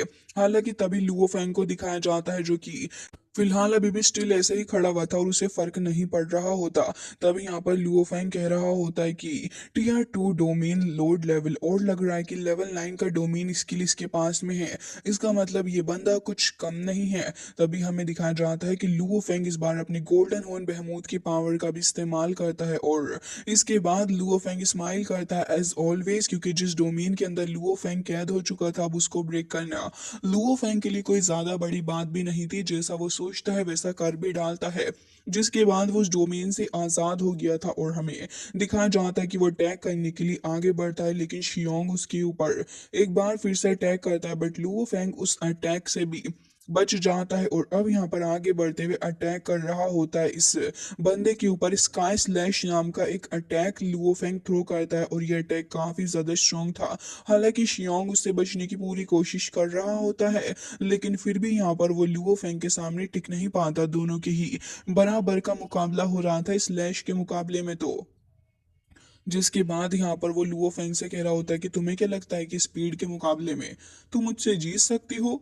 लेकिन ऐसा हो नहीं सकता। जिसके बाद तुरंत ही उसके ऊपर एक बार फिर स्पीड के साथ लगातार काफी सारे अटैक्स कर रहा होता है, लेकिन तभी लुओ फेंग को देखते हैं जो कि उसके सारे अटैक्स को ब्लॉक करता है और उसके बाद फिर थोड़ा स्काई की तरफ को उठता हुआ चला गया था। जिसके बाद यहाँ पर लुओ फेंग के ढेर सारे क्लोन्स यहाँ पर आ जाते हैं और चारों ही तरफ से ये जो बंदा था लुओ फेंग के क्लोन से घिर चुका होता है। शियोंग को अब समझ में आ गया था कि उसने काफी बड़ा सा पंगा ले लिया है लुओ फेंग से और अब उसे पछतावा भी हो रहा होता है इस बात का। जिसके बाद यहाँ पर लुओ फेंग कह रहा होता है कि ये बंदा वाकई में काफी ज्यादा स्ट्रांग है। वो तुरंत ही यहाँ पर अपने पैर को हिट करता है, जिसके बाद फ्लोर से हिट होने पर उसने ढेर सारी थंडर को एक बार फिर से समन कर लिया था। वो काफी गुस्से में भी नजर आ रहा होता है। लुओ फेंग भी इस चीज को देखकर शॉक्ड था और कह रहा होता है कि भले ही कितना ही ज्यादा स्ट्रांग है, तभी वो कह रहा होता है कि मैं तुम्हें खत्म करके यहाँ से चला जाऊंगा, तुम मुझसे छुपने की कोशिश कितनी ही कर लो। जिसके बाद लुओ फेंग को भी गुस्सा आ गया था उसकी इस हरकत के ऊपर और लुओ फेंग भी इसको खत्म करने का डिसाइड कर लेता है। जिसके बाद शियोंग कह रहा होता है कि अभी देखो तुमने मेरे वेपन को देखा ही तो नहीं है। जिसके बाद लुओ फेंग के ऊपर धड़ाधड़ अटैक कर रहा होता है चारों ही डायरेक्शन से और उसके पास में एक चक्र भी था जिसका इस्तेमाल वो कर रहा होता है लुओ फेंग के अगेंस्ट। लेकिन लुओ फेंग भी काफी करेजियसली उससे फाइट करता है और वो भी हटने का नाम नहीं ले रहा था। दोनों ही काफी स्पीड से फाइट कर रहे होते हैं कि इनकी स्पीड एक बार से देखी भी नहीं जा सकती जब तक यहाँ पर फाइट को स्लो नहीं करके दिखाया जाए। जिसके बाद हमें दिखाया जाता है कि ऐसे ही करते करते ये जो मोमेंट था वो यहाँ पर काफी इंटेंस हो चुका होता है। पहले ये लोग ऐसे ही फ्लोर पे फाइट कर रहे थे, फिर काफी ज्यादा ऊपर उठ के एक दूसरे से फाइट कर रहे होते हैं। जिसके बाद यहाँ पर ये बंदा शियोंग लुओ फेंग के ऊपर थोड़ा भारी तो पड़ रहा होता है। लुओ फेंग भी कह रहा होता है कि मेरी जो स्पिरिट एनर्जी है वो अल्टीमेट डोमेन लॉर्ड लेवल पर है, लेकिन लग रहा है कि यहाँ पर स्पिरिट अटैक जो है वो उसे सिर्फ कुछ ही मोमेंट्स के लिए रोक सकते हैं। और अब जब लुओ फेंग को ये चीज समझ में आ गई है तो फिर लुओ फेंग को इसका सामने से फायदा भी उठाना था। जिसके चलते लुओ फेंग कह रहा होता है कि मेरे पास सिर्फ कुछ ही लिमिटेड मोमेंट्स हैं इसको खत्म करने के। लुओ फेंग तेजी से आगे बढ़ता है और अब यहाँ पर आगे बढ़ते हुए उसकी वीकनेस के ऊपर अटैक करने जा रहा था। लुओ फेंग उसकी नेक पे अटैक करता है, लेकिन तभी शियोंग मुस्कुराता है क्योंकि वो अपने चक्र का इस्तेमाल करते हुए लुओ फेंग को हंसते हुए पीछे हटा देता है लुओ फेंग की बॉडी के ऊपर अटैक करके। लुओ फेंग खून से लथपथ हो चुका था, लेकिन इतनी देर में वो तुरंत ही जाकर खुद को संभालता। इस बंदे ने तो अपनी एक्स को भी रख लिया होता और सोच रहा था कि यहाँ पर वो लुओ फेंग को खत्म करने में कामयाब हो गया है, लेकिन असल में दरअसल ये उसकी गलत फहमी थी। वो लुओ फेंग की बॉडी को देख रहा होता है जो कि ऐसे ही ग्राउंड पे पड़ी हुई थी और कह रहा होता है कि ये सब कुछ काफी ज्यादा इंटरेस्टिंग रहा, मुझे मजा भी आया, लेकिन अनफॉर्चुनेटली तुम जो मेरे एनिमी थे तो इस वजह से तुम्हें खत्म होना ही पड़ा क्योंकि तुम इतने ज्यादा स्ट्रांग नहीं हो और अब मैं देखूंगा तुम्हें। जिसके बाद वो लुओ फेंग की बॉडी को पकड़ के उठा लेता है नेक से और उसके बाद उसके हेलमेट को भी तोड़ देता है। लेकिन तभी लुओ फेंग उससे कहता है कि सरप्राइज।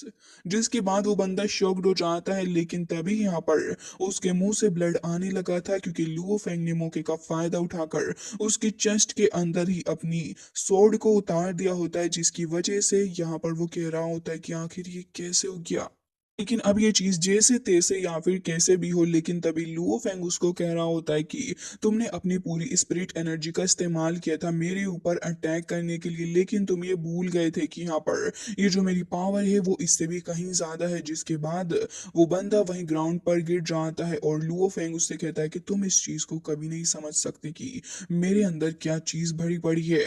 जिसके बाद लुओ फेंग ने इस टारगेट को भी खत्म कर दिया था और अब लुओ फेंग के बारे में काफी सारे लोगों लोगों को भी पता चल चुका होता है। तभी लुओ फेंग यहाँ पर उसके पास में रखे हुए उस बैंगल को भी निकाल लेता और कह रहा था कि शिफेंग शियोंग जो था वो वर्ल्ड लॉर्ड का फेवरेट डिसाइबल था। अब यहाँ पर वर्ल्ड लॉर्ड को भी इसके बारे में पता चल गया है, जिसके बाद यहाँ पर लुओ फेंग को ये भी पता चल जाता है कि यहाँ पर ये जो बंदा इसने पहले ही अपने मास्टर को एक मैसेज भी भेज दिया था। और तभी हमें दिखाया जाता है कि जो मिस्टर ताओ था वो भी यहाँ पर साइड में खड़ा हुआ सब कुछ देख रहा होता है कि लुओ फेंग को शिफेंग शियोंग के पास से 2 क्रिस्टल हासिल हुए हैं, जिसके चलते लुओ फेंग काफी खुश है।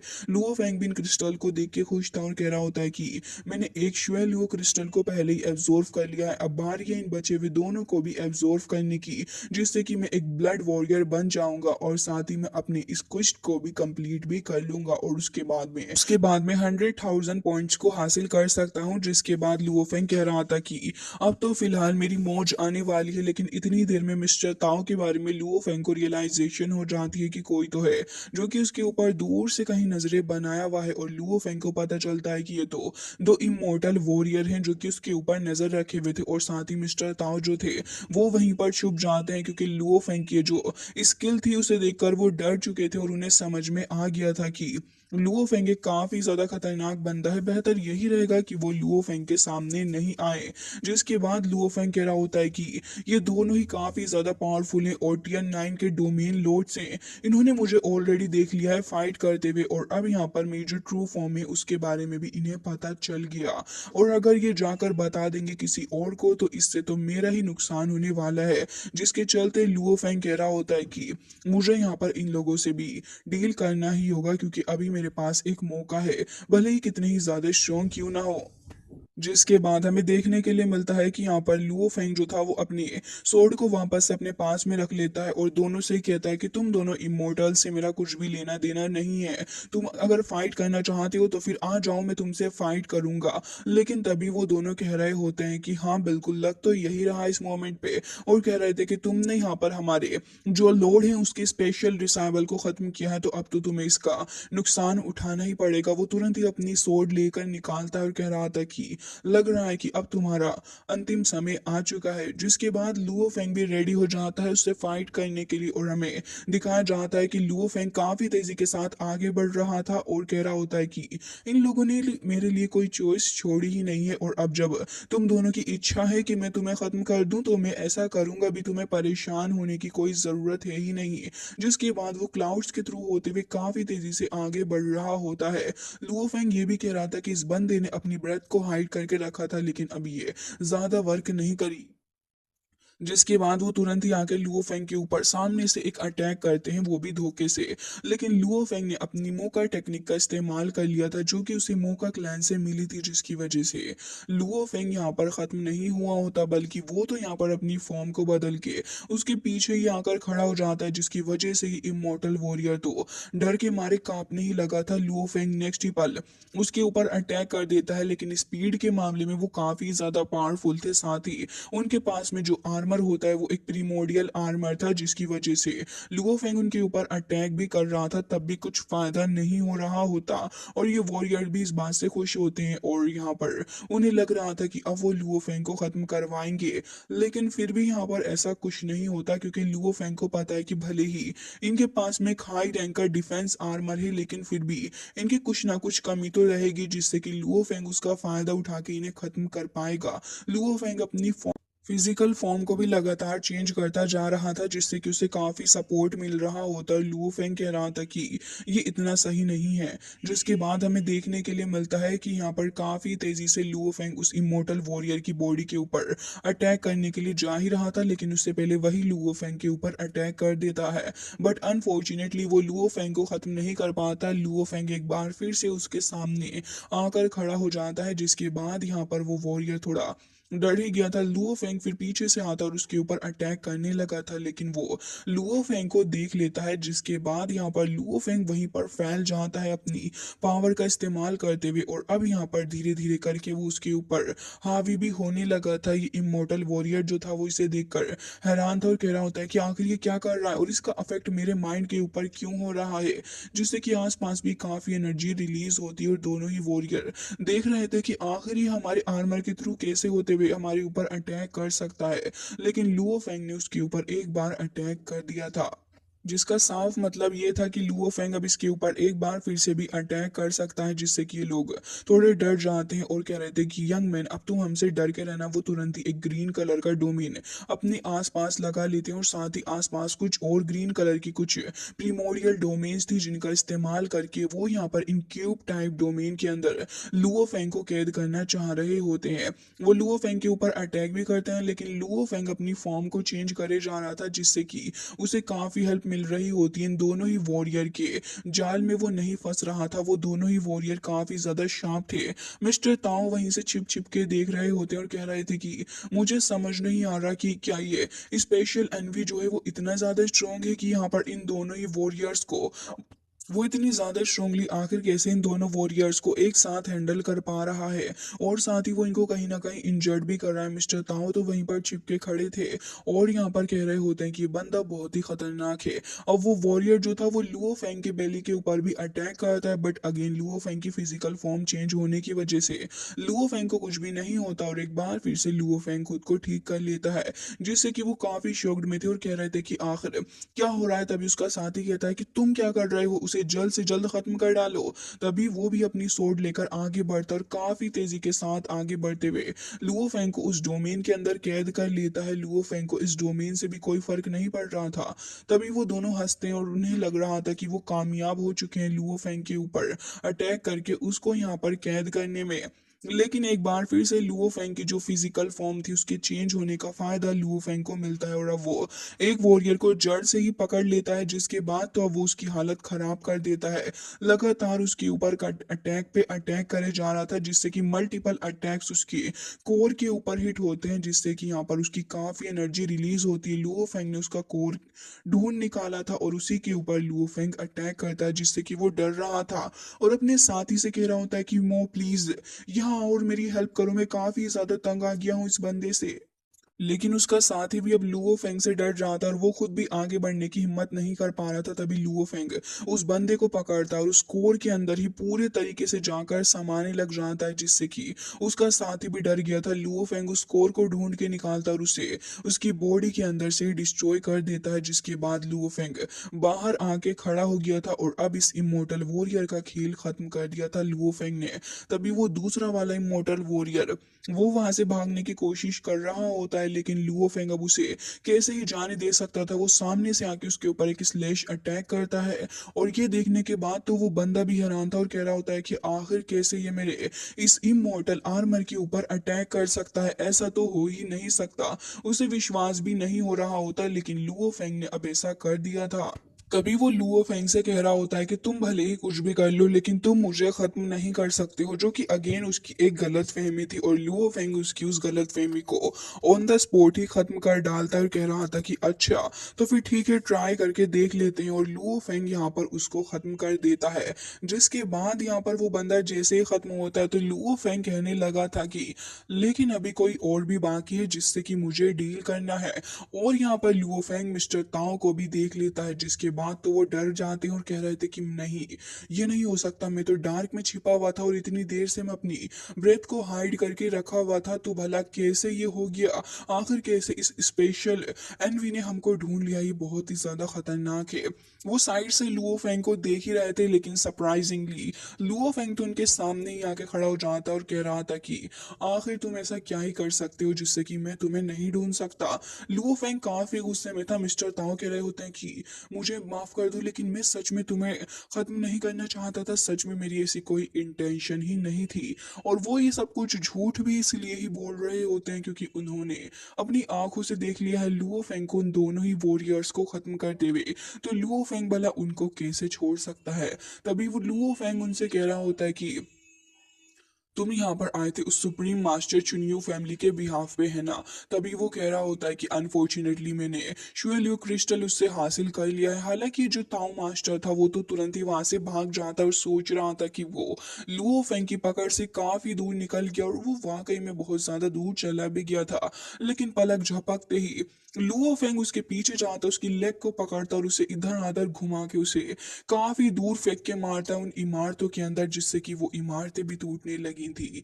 अब लुओ फेंग उसको ऐसे ही पीटता हुआ जा रहा होता है, कभी कहीं उसको पीट रहा था तो कभी कहीं उसको फेंक के मार रहा होता है। जिसके बाद हमें दिखाया जाता है कि यहाँ पर अब फिलहाल लुओ फेंग ने अपनी सोर्ड का इस्तेमाल करते हुए उस मास्टर को खत्म ही कर डाला था, और अब लुओ फेंग उसके पास में रखे हुए उस बैंगल को भी हासिल कर लेता है। अब उसके पास में काफी कलेक्शन हो चुकी थी, जिसकी वजह से लुओ फेंग ने अपने फर्स्ट क्वेस्ट को कंप्लीट कर लिया था, जिससे कि लुओ फेंग काफी खुश था और कह रहा होता है कि अब मुझे 10,000 पॉइंट्स भी मिल गए हैं। जो इसके बाद लुओ फेंग उन दोनों ही इमोर्टल वॉरियर के उस बैंगल को भी देखता है, जिसके अंदर उसे एक बॉक्स मिलता है और दूसरे के अंदर लुओ फेंग को अभी नहीं समझ आ रहा था। जिसके बाद लुओ फेंग कह रहा होता है कि मेरे पास में अभी एक ही श्वेलियो क्रिस्टल है। तभी बबाता उस बैंगल को देखने लगी थी और कह रही होती है कि लुओ फेंग तुमने तो काफी अच्छी प्रोग्रेस की है। लुओ फैंग तो उन्हें काउंट भी करने लगा था और कह रहा होता है कि बबाता मेरे पास में अब ये 10 हो चुके हैं, तो अब तुम समझ सकती हो कि मैं कितना ज्यादा पावरफुल हो गया हूँ। तभी यहाँ पर बबाता कह रही थी कि लुओ फैंग तुमने यहाँ पर ये सब कुछ तो कर लिया है, लेकिन मैं तुम्हें एक और बात बताना चाहूंगी कि श्वेलियो कॉन्टिनेंट के अंदर हर एक 100 मिलियन ऑफ किलोमीटर्स के डायमीटर के अंदर 9 ट्रिलियन किलोमीटर के आगे हम लोग कम्युनिकेट नहीं कर सकते, लेकिन ये जो चीज लुओ फैंग तुम देख रहे हो, इस चीज के थ्रू यहाँ पर इससे भी कम्युनिकेट किया जा सकता है। और इस बंदे ने अपने लॉर्ड को मैसेज भेज दिया है और साथ ही तुमको रिकॉर्ड भी कर लिया उनको खत्म करते हुए। उनका लॉर्ड यानी कि लॉर्ड सियोंग, उसको इसके बारे में पता चल चुका है, जो कि एक रियल गॉड है। तभी वो ये भी कह रही थी कि लुओ फैंग अगर एक बार वो तुमको हंट करने के लिए आ गया तो मुझे डर है कि यहाँ पर तुम्हारी जान बचाना काफी ज्यादा मुश्किल हो जाएगा, क्योंकि सियोंग एक काफी ज्यादा पावरफुल पर्सन है और अब मुझे डर है तुम्हारे लिए।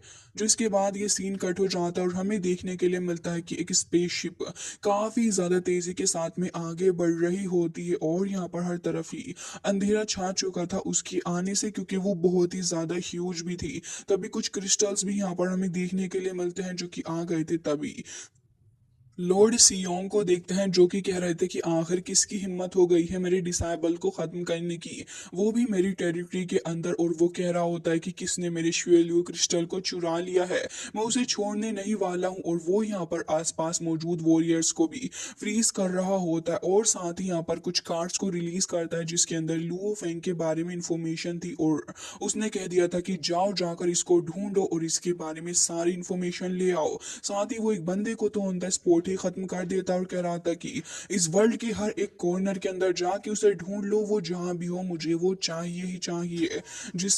जिसके बाद हमें देखने के लिए मिलता है कि अगले दिन से ही सारे ही वॉरियर्स जो थे वो सिटी के अंदर हर जगह ही फैल जाते हैं और अब यहाँ पर वो क्रूरता ऐसे ही चालू होती है जहाँ पर लोगों के ऊपर ऐसे ही अटैक किया जा रहा होता है। तभी हमें देखने के लिए मिलता है कि वॉरियर हर जगह ही लुओ फेंग को तलाश कर रहे थे और वो इतने ज्यादा गुस्से में होते हैं कि लोगों को खुले आम मार रहे थे। तभी नाके को देखते हैं जो कि फिलहाल वहां से अपने लोगों के साथ होता हुआ जा रहा होता है। तभी एक सोल्जर जो था वो उन सभी लोगों के बीच में आता है और वो यहाँ पर लुओ फेंग को देखता है। जिसके बाद अब हमें एक लेडी भी दिखाई जाती है जहां पर वो लोगों की तलाश कर रही थी और अब हमें दिखाया जाता है कि यहाँ पर जो नाके के फादर होते हैं उन्हें इस चीज के बारे में खबर हो चुकी थी कि लुओ फेंग को हर जगह ही तलाश किया जा रहा है, जिसकी वजह से यहाँ पर वो लुओ फेंग से बातचीत कर रहे थे इसके बारे में, क्योंकि वो काफी ज्यादा घबरा भी रहे होते हैं। लॉर्ड सियोंग कोई नॉर्मल पर्सनैलिटी तो है नहीं जिससे कोई डरेगा नहीं। तभी वो ये कह रहे थे कि लॉर्ड सियोंग जो है उसने तुम्हें यहाँ पर हर जगह ही ढूंढने का आदेश दे दिया, इवन वो काफी वक्त बाद खुद से इस जगह पर आया है तुम्हें ढूंढने के लिए। लुओ फेंग तुम बहुत बड़ी प्रॉब्लम में फंसने वाले हो। तभी लुओ फेंग कह रहा होता है कि मुझे आपसे कुछ बात करनी है। जिसके बाद ये सीन कट जाता है और हमें देखने के लिए मिलता है कि जो ढेर सारे वॉरियर्स थे वो इकट्ठा होके जा रहे होते हैं मिस्टर नाबू के घर की तरफ को ही, क्योंकि उन्हें ये इन्फॉर्मेशन मिल चुकी होती है कि नाके और नाबू दोनों ही लुओ फेंग को जानते हैं, जिसकी वजह से लुओ फेंग इनके पास में आ गया था और कह रहा होता है कि ये सारे के सारे लोग अब मेरे पीछे पड़ गए हैं, मुझे डर है कि यहाँ पर नाके की जान को खतरा है और मिस्टर नाबू आपकी जान को भी। तो मैं चाहता हूँ कि आप दोनों प्लीज मेरे साथ चलें, क्योंकि अब आप बहुत बड़ी प्रॉब्लम में फंसने वाले हो। नाके तुरंत ही इस चीज से डर जाता है कि आखिर क्या हो गया है सडनली। तभी मिस्टर नाबू भी काफी परेशान थे और कह रहे थे कि ये जो फैमिली है मैं इसके साथ हमेशा से ही रहता आया हूँ, भले ही कुछ भी हो जाए मुझे तो इसके साथ अब रहना ही होगा हमेशा के लिए। जिसके बाद वो ये भी कह रहे होते हैं कि लेकिन मुझे पता है कि चीजें काफी खराब हो रही हैं। जिसके बाद वो तुरंत ही यहाँ पर अपने बेटे का हाथ पकड़ते हैं और कह रहे थे कि लॉर्ड फैंग प्लीज नाके को यहाँ से ले जाइए, क्योंकि ये यहाँ पर रहेगा तो परेशानी आएगी। बेचारा नाके तो रोने लग जाता है, क्योंकि वो अपने फादर से दूर नहीं जाना चाहता था। उसे काफी ज्यादा हर्ट हो रहा होता है कि उसके फादर कितनी बड़ी प्रॉब्लम में फंस गए हैं, और कह रहा होता है कि नहीं फादर, मैं आपके बिना यहाँ से नहीं जा सकता, प्लीज इसको समझने की कोशिश करें। लेकिन तभी उसके फादर उसे पकड़ लेते हैं और उसे गले से लगाते हुए कह रहे होते हैं कि देखो मेरे बेटे, तुम्हें यहाँ से जाना होगा और यही तुम्हारे लिए अभी के लिए सही होगा। लो फेंग जैसे ही यहाँ पर इस सीन को देखता है तो वो बहुत ज्यादा इमोशनल हो गया था, और यहाँ पर वो ये कह रहे होते हैं कि देखो, एक मैन को अपना एंड खुद ही चुनना चाहिए, तभी वो एक मैन कहलाता है। मेरे बेटे, तुम अभी जवान हो, तुम्हें यहाँ से आगे जाके एक बहुत ज्यादा शानदार वॉरियर बनना है। लेकिन ना कि क्योंकि एक काफी ज्यादा चाइल्डिश इंसान भी है, तो वो अब यहाँ पर रो भी रहा होता है और कह रहा था कि फादर, मैं आपको छोड़कर आखिर कैसे चला जाऊं। ये सच में मेरे लिए बहुत ही ज्यादा हार्ट ब्रेकिंग है। मैं आपको छोड़कर ऐसे नहीं जा सकता फादर, प्लीज समझने की कोशिश करें। लेकिन तभी हमें देखने के लिए मिलता है कि मिस्टर नाबू के घर के पास जो थे, वो ढेर सारे लोगों को मार दिया जाता है, क्योंकि अब इंफॉर्मेशन पक्की हो चुकी थी।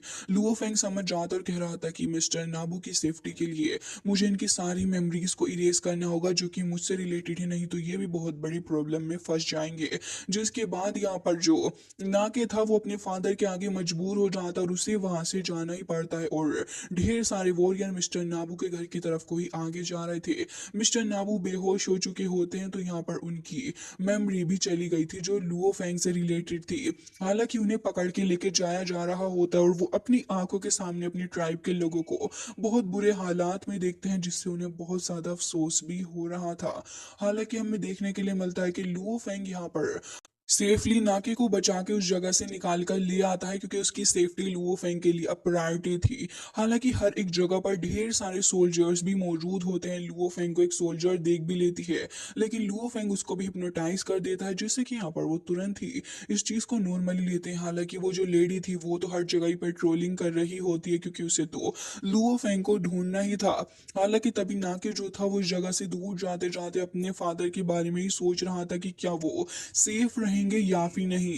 दूसरी साइड का सीन हमको दिखाया जाता है, जहां पर ढेर सारे लोग और साथ ही वो जो सोल्जर थी वो आ चुकी होती है मिस्टर नाबू को पकड़ के, और अब यहाँ पर वो उनको हवाले कर देती है अपने लॉर्ड के। और यहाँ पर जो मिस्टर नाबू के ट्राइब के लोग थे वो भी फिलहाल इसी जगह पर होते हैं, जो इसके बाद यहाँ पर वो सभी को काफी ज्यादा बुरे तरीके से ऊपर की तरफ को उठा देता है। साथ ही यहाँ पर हमें एक स्ट्रक्चर भी दिखाया जाता है जो कि एक काफी ज्यादा पावरफुल वॉल टाइप में था, वो तक दूर को हट जाता है। इस जगह की ग्रेविटी वो खुद ही कंट्रोल कर लेते हैं, और उनका जो थ्रोन था वो अलग जगह पर होता है। साथ ही वो ये भी कह रहे थे कि या तो तुम यहाँ पर इस जगह के ट्रुथ को बता दो कि आखिर तुम फैंग को जानते हो या फिर नहीं, या फिर मैं तुम्हें टाउन के आउटसाइड घसीट के लेके जाके तुम्हें खत्म कर दूंगा। आखिर कैसे तुमने इतनी आसानी से 13 एक्स की पूरी टीम को खत्म कर डाला, और उसके बाद तुम लोग एकदम सेफ भी रहे। ये तो झूठ है, और मुझे पता है कि तुम उस लड़के फैंग को जानते हो। आखिर कौन है वो, क्या वो एक एलियन है? जिसके बाद हमें दिखाया जाता है कि यहाँ पर सारे के सारे लोग डर चुके थे। मिस्टर ले को भी देखते हैं, जिन्हें तो फिलहाल वो पकड़ के तुरंत ही फ्रीज भी कर देता है, और कह रहा था कि मैंने कहा ना, मुझे बताओ कि आखिर वो कहाँ पर है। लेकिन यहाँ पर जो मिस्टर नाबू थे उनकी मेमोरी तो पहले ही जा चुकी थी, तो वो कह रहे होते हैं कि मुझे तो कुछ याद ही नहीं है। हालांकि मुझे ये जरूर पता है कि नाके ने मुझे फैंग के बारे में बताया था, लेकिन इससे ज्यादा मैं कुछ नहीं जानता। जिसके बाद ये सुनते ही लॉर्ड कहने लग जाते हैं कि वो यहाँ से गायब है, तो भला मुझे बताओ कि वो किसके साथ ही गायब हुआ होगा। वो फैंग के साथ ही गायब है, वो लड़का इतना इनोसेंट भी नहीं है। लेकिन मिस्टर नाबू कह रहे होते हैं कि मेरा बेटा इनोसेंट है, और उसे सच में इस चीज के बारे में नहीं पता होगा कि जो ट्रबल है वो इतना ज्यादा हो जाएगा, प्लीज हमें बख्श दे। लेकिन यहाँ पर जो लॉर्ड थे वो इन्हें बख्शने के तो क्या, इन्हें जिंदा छोड़ने के मूड में भी नहीं होते। वो एक एक करके इनके ट्राइब के सारे ही लोगों को मार रहे थे, जो देख के मिस्टर नाबू का दिल बहुत ज्यादा रोता है। इवन वो कह रहे थे कि प्लीज ऐसा मत करिए, आखिर मुझे कुछ याद क्यों नहीं आ रहा है। वो खुद को काफी ज्यादा फोर्स कर रहे होते हैं कि कैसे भी करके वो याद कर ले कि आखिर फैंग है कौन और वो कहाँ से आया, लेकिन फिर भी वो उसे याद नहीं कर पा रहे होते। इसके बाद हमें देखने के लिए मिलता है कि वो जो लेडी थी वो तुरंत ही उनको पकड़ के ऑलमोस्ट उनको खत्म करने वाली थी, और कह रही होती है कि बॉस, क्या मैं इनको खत्म कर दूं, क्योंकि अब ये किसी काम के नहीं रहे। लेकिन तभी वो कहने लग जाते हैं कि नहीं, इसे खत्म मत करो, क्योंकि ये अभी भी हमारे काम का है और ये हमें अभी काफी ज्यादा इंफॉर्मेशन दे सकता है। जिसपे वो कह रही होती है कि बॉस अगर ऐसी बात है तो फिर ठीक है, और तभी उसका बॉस भी कह रहा होता है कि तुमने इमॉर्टल पैलेस को ऑफेंड किया है और इसके कॉन्सिक्वेंसेस अच्छे नहीं होंगे, तुम अब से ही डेथ लिस्ट के अंदर आ चुके हो, तो और तुम इससे भाग भी नहीं सकते, समझे। हालांकि इसके बाद अब हमें दूसरी साइड का सीन दिखाया जाता है जहां पर अपना लुओ फेंग सेफली नाके को बाहर लेके आ चुका था और उससे कह रहा होता है कि अब तुम सेफ हो क्योंकि अब तुम यू रॉन्ग वर्ल्ड के अंदर आ चुके हो, और मैं तुम्हें बताना चाहूंगा कि अब यहाँ पर वो लोग भी तुमको नहीं ढूंढ सकेंगे। साथ ही वो ये भी कह रहे होते हैं कि लो, मैं तुम्हें यहाँ पर कुछ स्पिरिट एनर्जी दे रहा हूँ, तुम इसको स्टडी करना, और जब तुम इसको मास्टर कर लोगे तो तुम काफी स्ट्रांग बन जाओगे। साथ ही वो काफी प्यार से उसे कुछ और स्किल्स भी देता है। लुओ फेंग उसे एक रिंग भी देता है और कह रहा था कि ट्रीजर रिंग इस अपने पास रखो जिससे कि तुम्हें काफी हेल्प होगी हेवन लेवल पर रीच करने के लिए। याद रखो कि तुम्हें बहुत ज्यादा स्ट्रांग बनना है, और अगर तुमने कंटिन्यूस हार्ड वर्क किया तो फिर तुम यहाँ पर अपने लेवल को काफी आसानी से बढ़ा भी सकते हो। ये सुनने के बाद तो उसे काफी ज्यादा अच्छा लगता है और वो कह रहा था कि ब्रदर लुओ फेंग, आपका बहुत बहुत शुक्रिया, और कह रहा होता है तो क्या मैं आपके साथ रहूंगा। तभी लुओ फेंग कह रहा होता है कि अनफॉर्चुनेटली मैं तुम्हारे साथ नहीं रह सकता। देखो, एक रियल हीरो जो होता है वो अकेले ही ग्रो करता है और उसे अकेले ही अपने पाथ पर चलना चाहिए स्ट्रांग बनने के लिए। जिसके बाद लुओ फेंग उससे कह रहा होता है कि तुम अपनी जर्नी में आगे बढ़ते रहो और मैं तुमसे बहुत ही जल्दी मिलने के लिए दोबारा आऊंगा। हालांकि नाके को इस बात से काफी बुरा लग रहा होता है कि लुओ फेंग भी उसको छोड़कर जा रहा है, लेकिन उसे अब स्ट्रांग बनना है तो उसके लिए इकलौता तरीका तो यही है। जिसके बाद हमें देखने के लिए मिलता है कि लुओ फेंग अपनी स्पेसशिप में आ चुका था और कह रहा होता है कि हमने जितना एक्सपेक्ट किया था इससे ज्यादा श्वेल हुए क्रिस्टल को गैदर कर लिया है और अब बारी है इनको एब्जॉर्व करने की। तभी बबाता कह रही होती है कि ऑफकोर्स, और इसके लिए तुम्हें यहाँ पर आगे बढ़ना होगा लुओ फेंग, तभी तुम एक ब्लड वॉरियर बन सकते हो। वो ये भी कह रही होती है कि आखिर तुमने कितनी प्रोग्रेस की। तभी लुओ फेंग कह रहा होता है कि अनफॉर्चुनेटली मैं यहाँ पर काफी कोशिश कर रहा हूँ इसको प्रोग्रेस करने के साथ अपनी बॉडी के लिए, लेकिन फिर भी यहाँ पर ये प्रोग्रेस नहीं हो पा रही है। साथ ही ये जो सेकंड टाइम जब मैंने इसे एब्जॉर्व करने की कोशिश की तो मुझे पता चला कि इसको एब्जॉर्व करने के लिए मुझे अपनी बॉडी की 10 टाइम मोर एबिलिटी का इस्तेमाल करना होगा। तो इसका मतलब तो यह है कि मुझे और भी ज्यादा स्ट्रांग बनना होगा, लेकिन इसके लिए कौन सा रास्ता हो सकता है। तब बबाता यहाँ पर तुरंत ही बता रही होती है कि लुओ फेंग, तुम्हें याद है नाके ने कहा था कि जितना ज्यादा हैवी वो फोग रहेगा उतना ज्यादा तुम पावर को एब्जॉर्व कर सकते हो। तो लुओ फेंग, मैं तो समझती हूँ कि तुम्हें अभी एंशियंट रूइन के अंदर ही जाना चाहिए और वहीं जाकर तुम्हारी पावर बढ़ सकती है।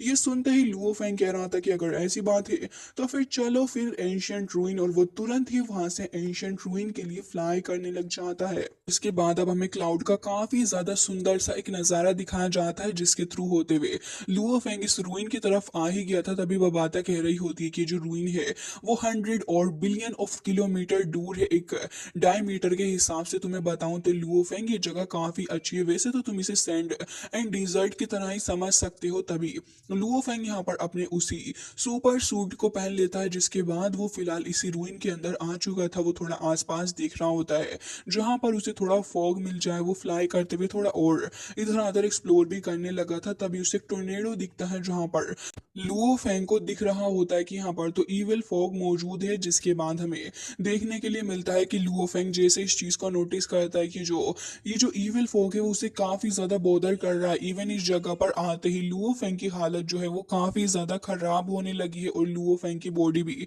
इस चीज को ज्यादा रेसिस्ट नहीं कर पा रही। जिसके बाद लुओ फेंग कह रहा था कि आखिर ये चीज है क्या जो कि मेरी बॉडी के अंदर तक जा रही है, और साथ ही मेरी नर्व्स, मेरे सेल्स और साथ ही मेरी बॉडी के साथ पूरे तरीके से मर्ज होने की कोशिश कर रही है। अनफॉर्चुनेटली मैं इतना ज्यादा स्ट्रांग इनफ नहीं हूं कि फिलहाल करेंटली मैं इस अपनी बॉडी के साथ में मर्ज कर सकूं, जो कि काफी ज्यादा बुरी चीज है। हालांकि इस चीज से मेरी हालत काफी ज्यादा खराब हो रही है, जो कि मुझे काफी ज्यादा परेशान भी कर रही है। लुओ फेंग का सर चकराने लगा था, वो तो अपना सर पकड़ के वहीं पर रुक कर बैठ जाता है। तभी यहाँ पर हमें देखने के लिए मिलता है कि कोई तो यहाँ पर छिपके खड़ा था जिसने लुओ फेंग को अपना टारगेट बना लिया होता है, और अब जब टारगेट बनाया है तो ऑफ कोर्स सी बात है कि वो लुओ फेंग को खत्म भी करेंगे ही। जिसके बाद लुओ फेंग का सर चकराता है और वो अपने आप को रेसिस्ट नहीं कर सकता था और ज्यादा, जिसकी वजह से वो वहीं बेहोश होकर गिरने लग जाता है। लेकिन तभी लुओ फेंग नोटिस करता है कि इमोर्टल पैलेस का एक वॉरियर आ गया है जो कि अब लुओ फेंग के ऊपर अटैक करने के लिए आगे बढ़ रहा है। लुओ फेंग ने उसको टाइम पर देख लिया था, जिससे कि लुओ फेंग को काफी फायदा इस चीज का होता है। और अब अल्टीमेटली हमें दिखाया जाता है कि लुओ फेंग उस वॉरियर के साथ में फाइट करने लगा था, जिसके बाद हमें देखने के लिए मिलता है कि यहाँ पर लुओ फेंग उसे काफी आराम से फाइट में अच्छा खासी टक्कर दे रहा होता है। लेकिन वो वॉरियर भी कुछ कम नहीं था, उसके पास में एक सोर्ड रखी हुई होती है, जिसका इस्तेमाल करते हुए वो लुओ फेंग को खत्म कर रहा होता है। और वो लुओ फेंग के ऊपर कंटिन्यूसली अटैक पे अटैक करे जा रहा था। लुओ फेंग भी देख रहा होता है कि ये वॉरियर क्यों उसके पीछे पड़ गया है, क्योंकि वो तो काफी ज्यादा दूर आ चुका है उन लोगों से, जिसको पता है लुओ फेंग के बारे में। लुओ फेंग अपनी स्वॉर्ड का इस्तेमाल करते हुए उसकी नेक को ऑलमोस्ट हिट करने ही वाला था, लेकिन ये वॉरियर भी लुओ फेंग जितना ही स्ट्रांग नजर आ रहा था वो बच जाता है। और उसके बाद वो देखता है कि लुओ फेंग ने उसको इंजर्ड कर दिया है, तो अब वो फिलहाल यहाँ से भाग रहा होता है। लुओ फेंग कह रहा था कि ये जो आर्मर है वो इमोर्टल पैलेस से बिलोंग करता है, लेकिन ये लोग यहाँ पर पहले से ही क्या कर रहे हैं। तभी उस वॉरियर को देखते हैं जो कि अपने पास में रखे हुए कुछ दो आइटम्स को निकालता और उन्हें थ्रो कर देता है लुओ फेंग के ऊपर, जिनके अंदर से कुछ लाइट्स भी निकल रही थी। फॉर्चुनेटली लुओ फेंग उनसे बच जाता है। और उसके बाद हमें दिखाया जाता है कि लुओ फेंग तुरंत ही अपने वेपन्स को थ्रो करके उनको खत्म कर देता है, जिसके बाद वो वॉरियर एक बार फिर लुओ फेंग के ऊपर धोखे से अटैक करता है। तभी लुओ फेंग नोटिस करता है कि असल में ये वो वॉरियर नहीं बल्कि एक दूसरा ही वॉरियर है, जो कि उसी वॉरियर जितना स्ट्रांग है, बल्कि ये वॉरियर तो ऑलमोस्ट अपने काफी ज्यादा पावरफुल लेवल यानी कि टियर 9 ऑफ यूनिवर्स लेवल पर है, जो कि लुओ फेंग को टक्कर दे सकता है। अब यहाँ पर वो वॉरियर काफी अग्रेसिव होकर लुओ फेंग के ऊपर अटैक कर रहा था, लेकिन लुओ फेंग भी उसका हाथ पकड़ के उसे दूर फेंक के मारता है, जिसके बाद वो अपनी शेडो ट्रिक का इस्तेमाल करते हुए इस वॉरियर के ऊपर अटैक करने के लिए जा ही रहा था। लेकिन तभी एक और वॉरियर वहां पर आ जाता है, जो कि टियर 2 के डोमेन लेवल का था। और यहाँ पर ये जो लुओ फेंग अटैक कर रहा था वो फिर भी उसे और भी ज्यादा स्ट्रॉन्ग करके उसके ऊपर अटैक कर ही देता है, जिससे कि एक साथ लुओ फेंग काफी सारों को हिट करके दूर हटाने में कामयाब हो पाया था। लेकिन इससे क्या ही फायदा, क्योंकि वो खत्म तो अभी भी नहीं हुए थे। हालांकि वो लोग डर जाते और सोच रहे थे कि आखिर ये कैसे हो गया। तभी यहाँ पर वो बंदा जिसने गोल्डन आर्मर पहन रखा था वो यहाँ पर कुछ लाइटनिंग को थ्रो करता है लुओ फेंग की तरफ, जो कि लुओ फेंग को जकड़ लेती है। तभी यहाँ पर वो कह रहा था कि मैंने सोचा कि ये लुओ फेंग है जिस तरीके का डिस्क्रिप्शन मुझे मिला था, लेकिन ये तो बहुत ही ज्यादा पावरफुल है, क्योंकि मैं और मेरे साथी दोनों ही टीयर 9 के हेवन लेवल के ऊपर हैं, फिर भी ये हमें इतनी आसानी से कैसे टक्कर दे पा रहा है, ये तो इम्पॉसिबल है। वो ये सब कुछ सोच ही रहा था, लेकिन इतनी देर में एक बार फिर से लुओ फेंग खुद को आजाद करवा लेता है इनके चुंगल से। और अब यहाँ पर वो इतना ज्यादा गुस्सा और ऑफेंड हो चुका होता है कि इनके ऊपर अब अटैक भी कर रहा था। हालांकि वो गोल्डन आर्मर पहना हुआ बंदा ये कह रहा होता है कि इसकी स्पीड तो शेडो से भी ज्यादा फास्ट है, ये वाकई में बहुत ही ज्यादा खतरनाक है। हालांकि लुओ फेंग अब हार मानने का नाम नहीं ले रहा था, और ये बंदा कह रहा होता है कि अपनी स्पिरिट के थ्रू अटैक कर रहा है हमारे ऊपर। वो वहां से भाग ही रहा था, लेकिन लुओ फेंग कह रहा होता है कि तुमने मुझे हर्ट करने की कोशिश की है, तो अब सोचना भी मत कि मैं तुम्हें यहाँ से जाने दूंगा, वो भी एक सिंगल पीस के अंदर। जिसके बाद वो आगे बढ़ते हुए उसके ऊपर अटैक भी कर देता है। जिसके बाद हम देखते हैं कि यहाँ पर लुओ फेंग काफी तेजी से आगे जा रहा था, लेकिन तभी वो वॉरियर्स भी लुओ फेंग को चारों ही तरफ से घेर लेते हैं उसके ऊपर अटैक करने के लिए। और वो समझ रहे थे कि वो यहाँ पर लुओ फेंग को खत्म भी कर देंगे, लेकिन तभी लुओ फेंग अपने एब्सोल्यूट डोमेन का इस्तेमाल करते हुए इन लोगों को अपनी ग्रेविटी पावर के थ्रू ही रेसिस्ट कर लेता है। जिसके बाद ये सारे के सारे घबरा जाते हैं कि एक बार फिर से आखिर ये क्या हो गया और कैसे। तभी लुओ फेंग कह रहा होता है कि मेरे सामने तुम यहाँ पर ये सब कुछ करने की कोशिश कर रहे हो। तभी वो उन सभी को इकट्ठे ही दूर हटा देता है, जिसके बाद लुओ फेंग अपने अल्टीमेट वेपन को निकाल लेता है, जो कि कम से कम करोड़ों की तादाद में वहां पर आ चुके थे। और अब वो सारे के सारे एक शील्ड बना लेते हैं, क्योंकि इसे देख के वो सभी बहुत ज्यादा डर चुके थे और समझ चुके होते हैं कि उन्होंने गलत इंसान से पंगा ले लिया है। और अब वो लुओ फेंग के साथ फाइट भी नहीं करना चाहते थे, बल्कि वो अब इस फाइट को विड्रॉल करके यहाँ से निकल के भागना चाह रहे होते हैं। लेकिन यहाँ पर लुओ फेंग की वो जो नाइफ थी वो यहाँ पर उस शील्ड को भी पेनिट्रेट करके उसके अंदर चली जाती है, जिसके बाद यहाँ पर ये सभी वहां से भाग रहे होते हैं। लुओ फेंग उनसे कह रहा होता है कि अनफॉर्चुनेटली अब बहुत ज्यादा देर हो चुकी है यहाँ से भागने के लिए। वो तभी वहां पर उस एक वॉरियर को हाथ के हाथ ही खत्म कर डालता, इवन उसके टुकड़े टुकड़े लुओ फेंग कर देता है, जिसके बाद हमें देखने के लिए मिलता है कि एक और वॉरियर काफी तेजी से आगे जाता है शिप के अंदर बैठने के लिए। लेकिन यहाँ पर लुओ फेंग उसको भी पकड़ने के लिए आगे अपने वेपन्स को बढ़ा ही देता है, और हमें देखने के लिए मिलता है कि जिस वॉरियर को लुओ फेंग ने खत्म किया था उसके हाथ से वो उस ब्रेसलेट को भी ले लेता है। जिसके बाद यहाँ पर वो वॉरियर वहां से निकल के भागने की पूरी कोशिश कर रहे होते हैं और सोच रहे थे कि बस हम गलत इंसान के हाथ में फंस गए हैं, हमें ऐसा नहीं करना चाहिए था इस बंदे से फाइट करके। लेकिन उनमें से एक तो वहां से भाग निकला ही था, वो भी अपनी शिप के साथ। लुओ फेंग कहता है कि भले ही इतने ज्यादा पावरफुल नहीं है जितना मैं हूँ, लेकिन ये सारे के सारे ही काफी ज्यादा टैलेंटेड थे, और कह रहा होता है कि बहुत ही ज्यादा अच्छे वॉरियर थे, लेकिन ये सारे के सारे यकीनन इमोर्टल पैलेस से ही होंगे जो कि मेरे पास आए थे मेरे ऊपर हमला करके मुझको खत्म करने के लिए। लेकिन यहाँ पर मैंने इस चीज को और भी ज्यादा वर्स कर दिया इन सभी के लिए। जिसके बाद लुओ फेंग कह रहा होता है कि आफ्टर ऑल मैं यहाँ पर अकेला हूँ और मुझे अपनी इस क्वेस्ट को भी कंप्लीट करना है। तो वो वहां पर आगे बढ़ता है और इविल फोक की डेंसिटी को चेक करते हुए वो उस जगह पर जाता है जहां पर इविल फोक सबसे ज्यादा हो। लुओ फेंग काफी ज्यादा डीप एरिया के अंदर आ चुका होता है, जहां पर लुओ फेंग कह रहा होता है कि जब से मैं इस जगह पर आया हूँ मेरी बॉडी जो है काफी ज्यादा अजीब से रिएक्ट कर रही है, मेरी बोन्स भी काफी अजीब सी हरकतें कर रही हैं। और लुओ फेंग कह रहा होता है कि आखिर ऐसा कैसे हो सकता है, क्या ये इवल फोक की जो डेंसिटी है क्या ये एक अच्छी चीज है, क्योंकि इससे मेरी बॉडी को पावर भी मिल रही है। जितना ज्यादा हैवी फोक होता जा रहा है उतना ही ज्यादा मुश्किल है अपनी बॉडी और माइंड को कंट्रोल करना। जिसके बाद हमें दिखाया जाता है कि लुओ फेंग की बॉडी के सेल्स एक बार फिर से यहाँ पर कन्वर्ट हो जाते हैं इवल फोक के कॉन्ट्रैक्ट में आने से। जिसके बाद यहाँ पर लुओ फेंग जो था वो एक बार फिर से काफी एनर्जी को रिलीज करता और कह रहा था कि ऐसा लग रहा है कि जैसे कि मैं रिबॉर्न हो गया हूँ। जिसके बाद लुओ फेंग कह रहा था कि अब फिलहाल टाइम आ चुका है कि मुझे कुछ और इवल फोक से भरी हुई जगह पर जाना चाहिए, जिससे कि मैं और भी ज्यादा स्ट्रांग हो जाऊं। लेकिन उससे पहले वक्त आ गया है कि इस एक्सट्रीमली इवल फोक का इस्तेमाल करा जाए। जिसके बाद लुओ फेंग थोड़ा दूर हट के देखता है तो यहाँ पर तो एक हल्का फुल्का स्लो टाइप वोवेंडर ही आया हुआ था जो कि इकट्ठा हो रहा होता है इस इविल फॉग में। जिसके बाद लुओ फेंग कह रहा था कि वैसे ये जगह कल्टीवेट करने के लिए तो बहुत ही ज्यादा अच्छी है, और बाकी सारे एनिमीज से भी निपटने के लिए, क्योंकि कोई भी एनिमी इस जगह पर नहीं आना चाहेगा जहां पर इतना ज्यादा इविल फॉग हो। इससे तो ये जगह काफी ज्यादा अच्छी भी बन जाती है। लुओ फेंग ये भी कह रहा था लेकिन गोल्डन हॉर्न बहमूद जो है उसको अभी भी इतना ज्यादा अफेक्ट इसका नहीं पड़ रहा है, हालांकि फॉग जो है वो उसके कॉन्ट्रैक्ट में आने की भी पूरी कोशिश कर रहा है, और अगर ऐसा हुआ तो ये मेरे लिए अच्छा ही है।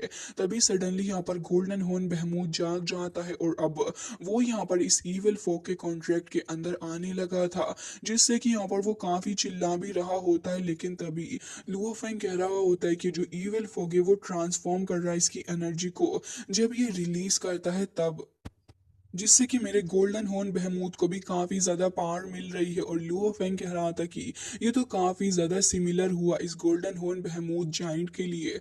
जिसके बाद हमें देखने के लिए मिलता है कि यहाँ पर गोल्डन हॉर्न बहमूद जो था वो अब यहाँ पर स्टेलर जाइंट बन चुका होता है, यानी कि स्टेलर लेवल पर आ चुका होता है, जिससे कि यहाँ पर लुओ फेंग काफी इंप्रूव हो गया था। लुओ फेंग कह रहा होता है कि शेडो हंटिंग ग्रुप, साथ ही यहाँ पर ग्राउंड ब्रेकिंग और गोल्डन हॉर्न जो है यहाँ पर सब चीजें बहुत ही ज्यादा अच्छे से मेरे साथ काम कर रही हैं, और ये जो स्किल्स हैं वो मेरे लिए बहुत बहुत ज्यादा यूजफुल अब हो चुकी हैं। तभी लुओ फेंग उस सबसे ज्यादा डेंसिटी वाली जगह पर जाकर बैठ चुका था जहां पर वो इविल फोग होता, और उसके बाद वो एक बार फिर से कल्टीवेट करना शुरू करता है। तभी हमें देखने के लिए मिलता है कि उसकी जो सेकेंड बॉडी फॉर्म थी जो कि अभी तक उसकी हेल्प कर रही थी, वो उसकी ओरिजिनल बॉडी से बाहर आ चुकी होती है, जिससे कि लुओ फेंग कह रहा था कि इससे तो अपनी ओरिजिनल बॉडी को भी रिशेप किया जा सकता है। जिसके बाद वो लुओ फेंग को गार्ड करने के लिए वहां से चली गई थी, और लुओ फेंग का वक्त आ चुका था कि वो यहाँ पर इस क्रिस्टल को अपने अंदर एब्जॉर्व कर लिए।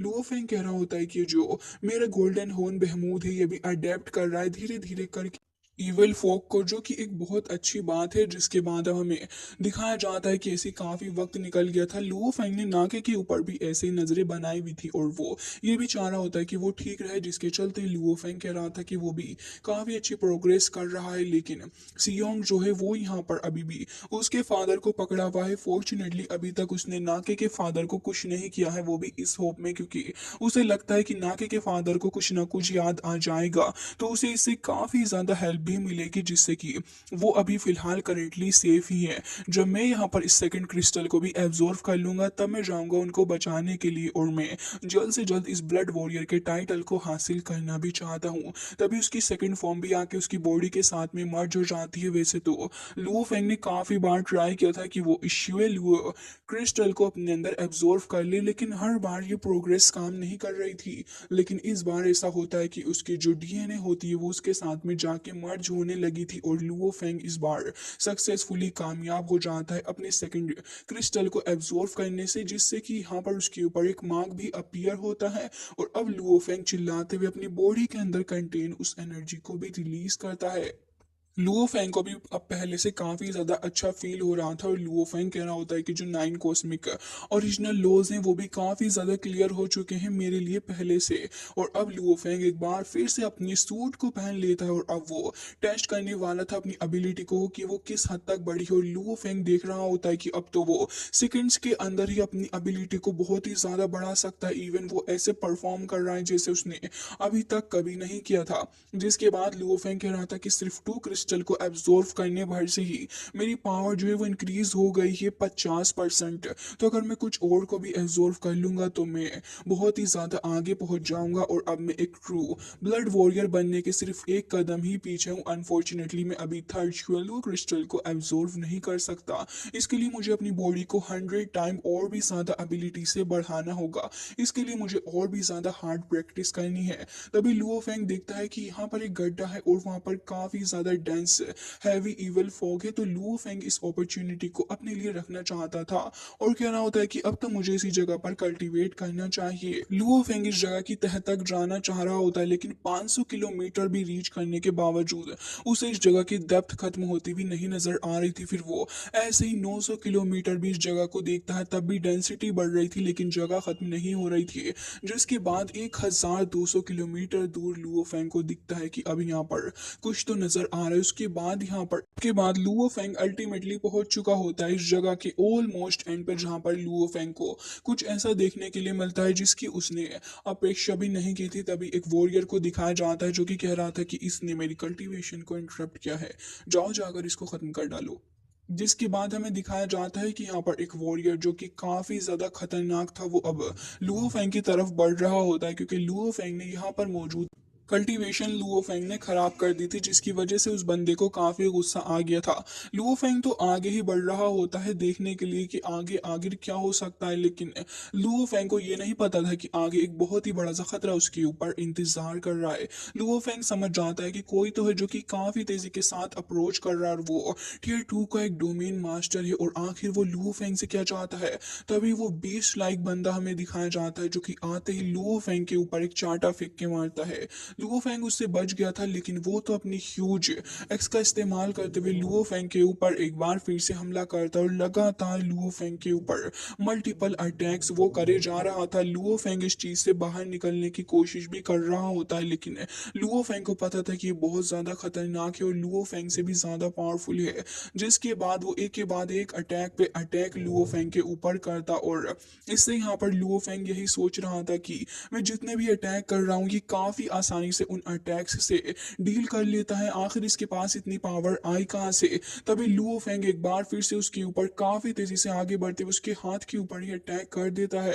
तभी वो भी लुओ फेंग की तरफ आगे आ रहा था और उसके ऊपर हमला करने जा रहा था। लुओ फेंग भी ये देखकर हैरान था और कह रहा होता है कि इवन उसकी इंजरी तक उसको नहीं रोक पा रही। और अब यहाँ पर लुओ फेंग अपनी शेडो ट्रिक्स का इस्तेमाल करते हुए उसके ऊपर चारों ही डायरेक्शन से हमला करता है, जिससे कि इस बार लुओ फेंग उसको खत्म करने में कामयाब हो गया था। और अब लुओ फेंग कह रहा होता है कि डोमेन लोड की स्पीड वाकई में बहुत ही ज्यादा है, लेकिन ये तो एक इंसेन वॉरियर था जो कि इतना ज्यादा खतरनाक था और इस जगह पर मौजूद था। लुओ फेंग ये देख ही रहा होता है, लेकिन वो वॉरियर एक बार फिर से खुद को रिबिल्ड करने लग जाता है अपनी बॉडी को इकट्ठा करके।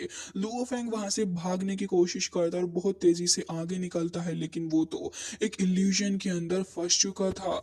और इससे लुओ फेंग की हार्ट बीट भी काफी ज्यादा तेज हो जाती है। लुओ फेंग नहीं